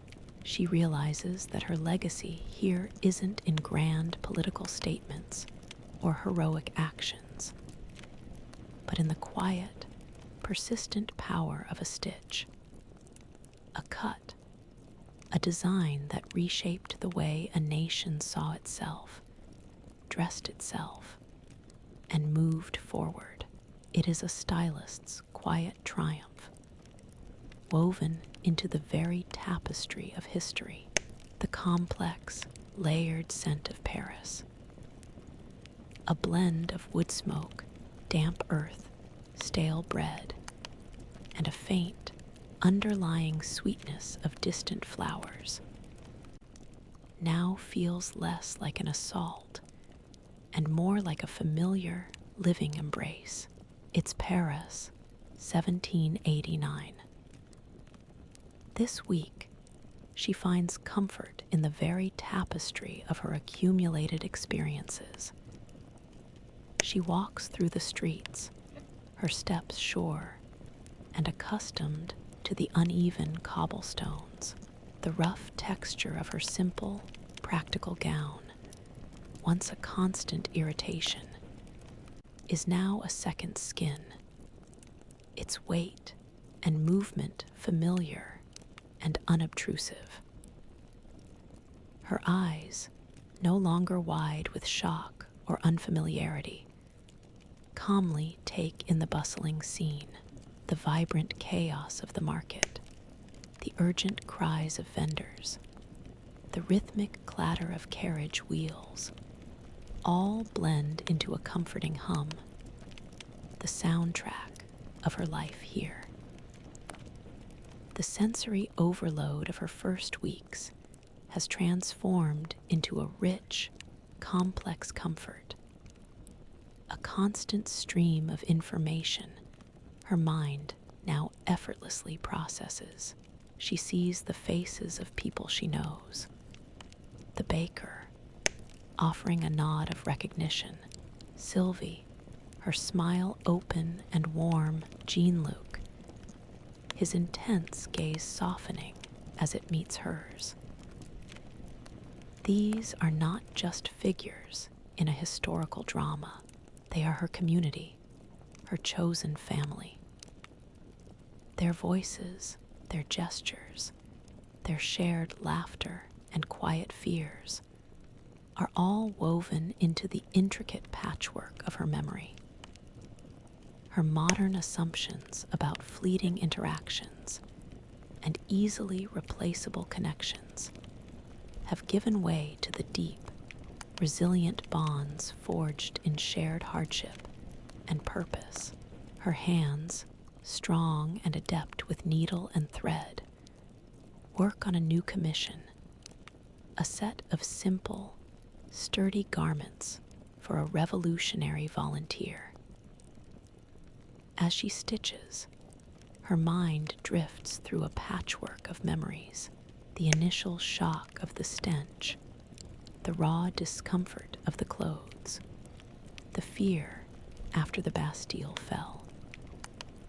She recalls the quiet satisfaction of her first mend, the solace found in the atelier, the delicate precision of working with lace. She remembers the terror of the guillotine, the betrayal she faced, the dangerous gamble of revealing her modern knowledge.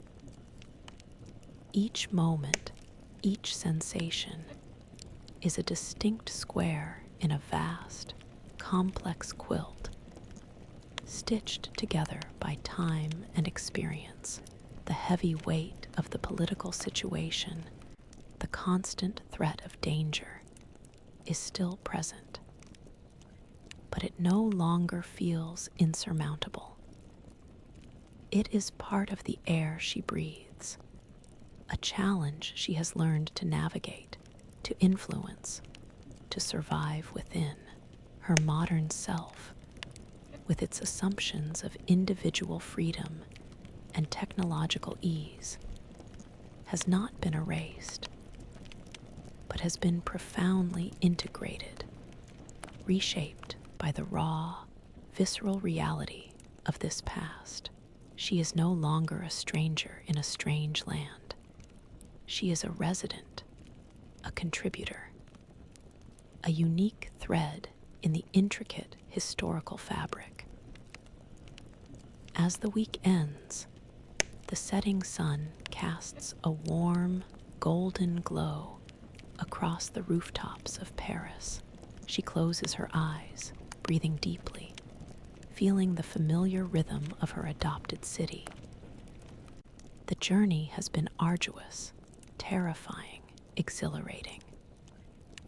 She realizes that what once felt like a prison or a temporary assignment has become an undeniable home, a place where she has not just survived, but has truly lived, experiencing the full, rich, dangerous tapestry of human existence. Her heart is full, not with longing for what was, but with an unexpected, profound acceptance of what is, and of the resilient, complex self she has become in this turbulent, unforgettable time. The sharp, satisfying snip of shears cutting through fabric, a sound of creation and definition, fills her small, bustling workshop. It's Paris, 1789. This week, she isn't just adapting, she's designing the future.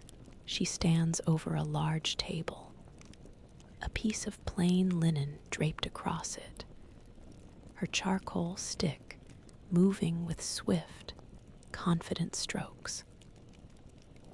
The lines she draws are familiar to her modern eye, yet utterly revolutionary for this era.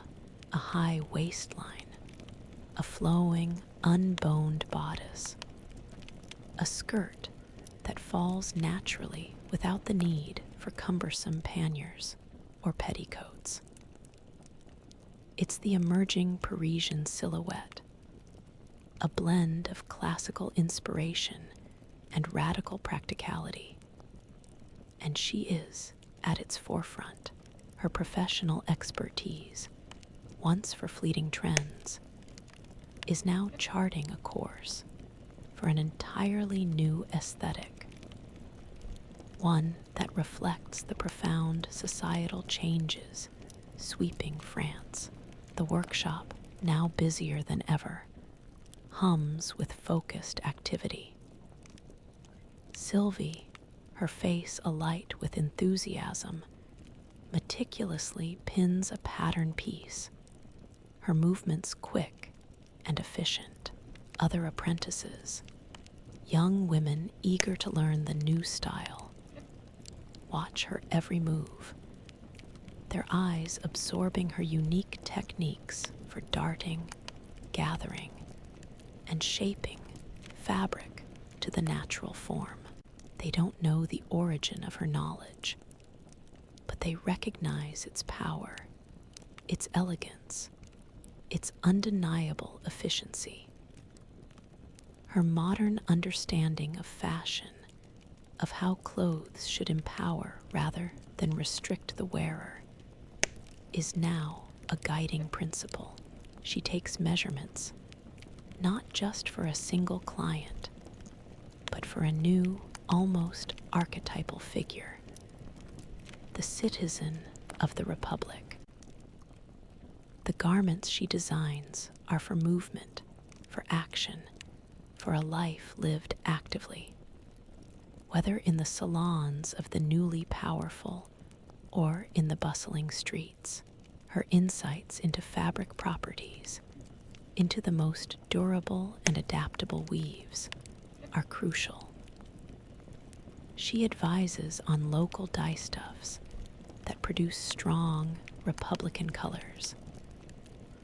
The blues, whites, and reds that are now so politically charged. She is a silent architect of visual identity, shaping how a nation literally presents itself to the world. The city outside, though still volatile, seems to acknowledge her influence. She sees her designs, or their clear derivations, everywhere. On women strolling in the gardens, on men attending political meetings, even on the new National Guard uniforms.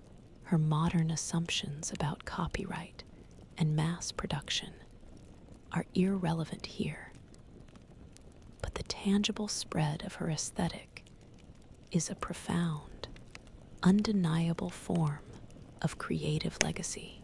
The whispers of suspicion have largely faded, replaced by a quiet respect for her undeniable skill.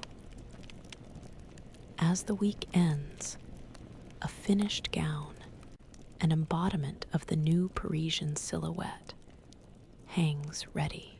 She runs her hand over its clean lines, feeling the soft, liberating drape of the fabric. This is not just a dress. It is a statement, a tangible piece of history she has personally helped to craft. She understands, with a profound clarity, that she is no longer merely a random person transported to the past, but a pivotal figure, a quiet innovator whose artistic vision is literally dressing a revolution. Her journey, once a terrifying displacement, has culminated in this powerful, undeniable acceptance of her place at the very loom of history, weaving the threads of a new era.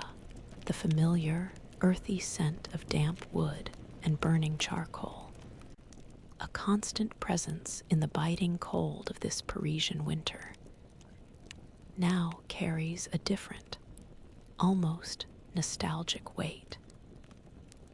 It's Paris, 1789. This week, the echoes of her past world feel less like a lament and more like a distant, accepted memory. She sits by a sputtering fire, her hands, accustomed to the chill, finding comfort in its meager warmth. The rough woolen blanket draped over her knees, once a symbol of discomfort, now feels like a luxurious shield against the biting cold.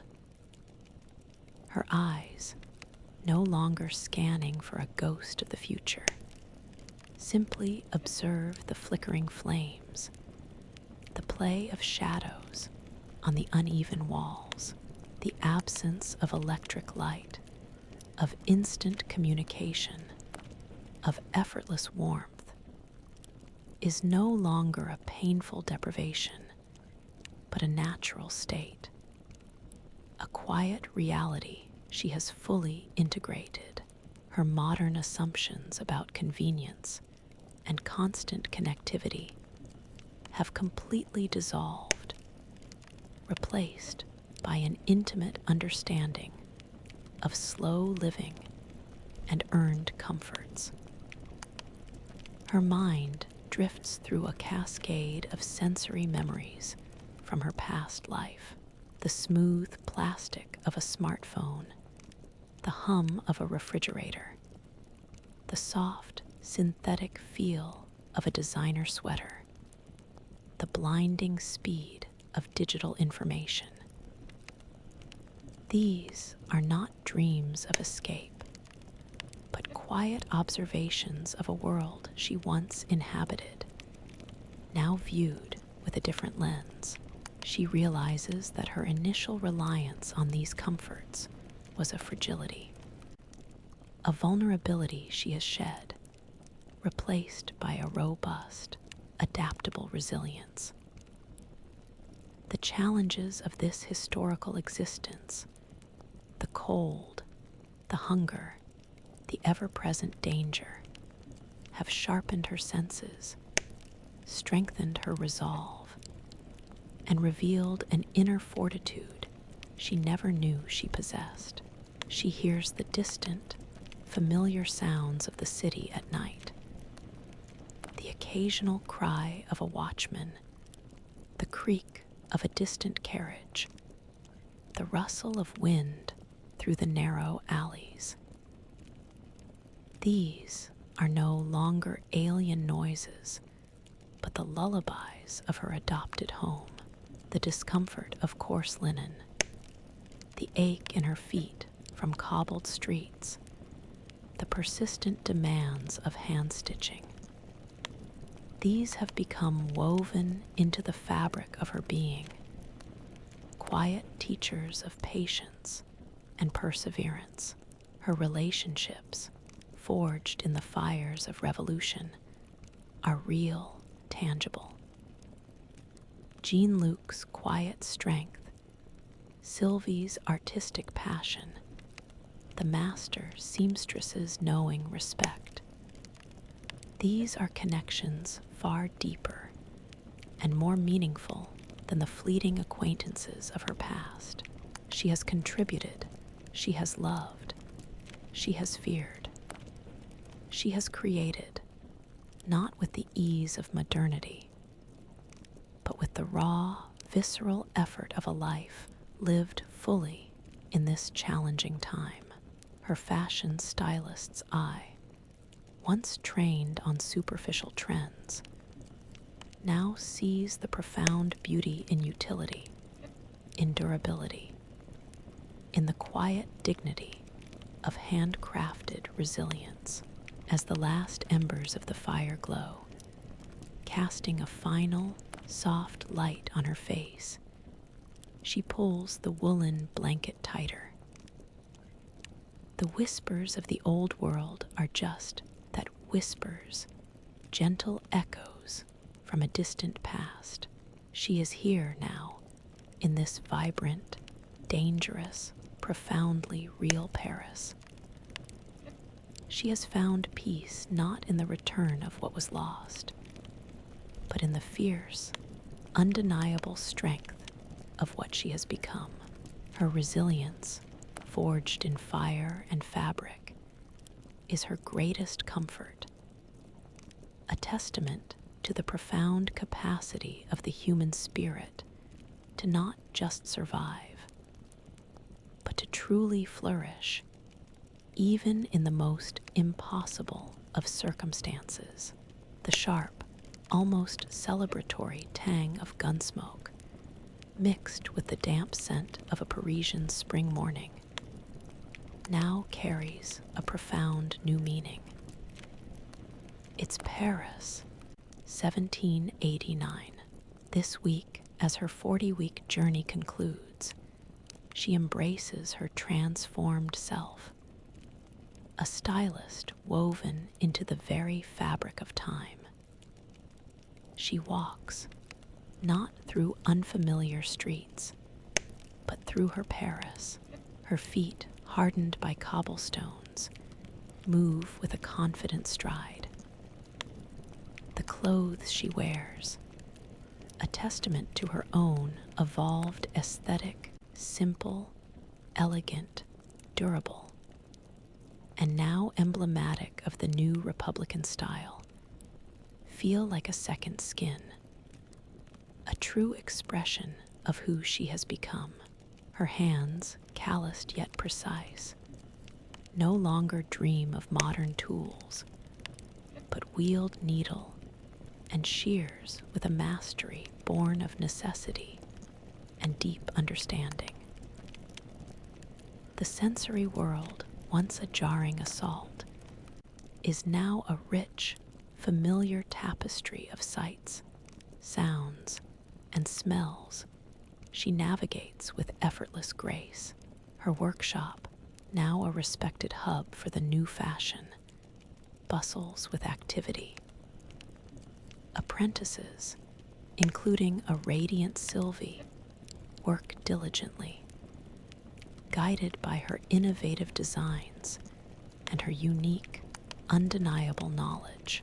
Revolutionary leaders, once wary, now seek her counsel on the visual language of the Republic, understanding the subtle power of her aesthetic. She is no longer just a stylist. She is an artisan of identity, a quiet architect of a national look, a pivotal figure in the post-revolutionary cultural landscape. Her modern assumptions about individual career paths have dissolved, replaced by a profound sense of communal purpose and historical contribution. The memory of her past life, of the world she left behind, still exists. But it is now like an old, cherished photograph, clear, but distant. The glamour of haute couture, the fleeting trends, the impersonal industry, feel like a faded dream. This vibrant, dangerous, profoundly human present has consumed her, reshaped her, and offered her a life of tangible impact and deep connection. Jean-Luc, his presence a constant, anchoring warmth, walks beside her, his hand finding hers, a shared silent understanding of their intertwined fates. Their love, forged in the crucible of revolution, is a testament to the unexpected beauty found amidst chaos. She stands on the bridge over the Seine, watching the river flow, its ancient rhythm mirroring the relentless march of time. The grandeur of Notre Dame, the enduring beauty of the city's architecture, now feels like a silent witness to her own transformation. She has not just survived, she has thrived, bringing a piece of her future into this past, and in doing so, irrevocably changing both. Her personal butterfly effect is real, visible in the evolving silhouette of Paris itself. As the sun sets on her 40th week, casting long, peaceful shadows, she feels a profound sense of completion, not of an ending, of an embrace, she is no longer a temporary visitor, lost in time. She is a woman of this era, a stylist whose touch has shaped history, whose ideas have clothed a revolution, whose heart has found a home. Her identity is not simply adapted, it is transformed, an everlasting style, indelibly woven into the very fabric of time. Her journey has ended, but her story, her unique, impactful contribution to revolutionary Paris, has just truly begun.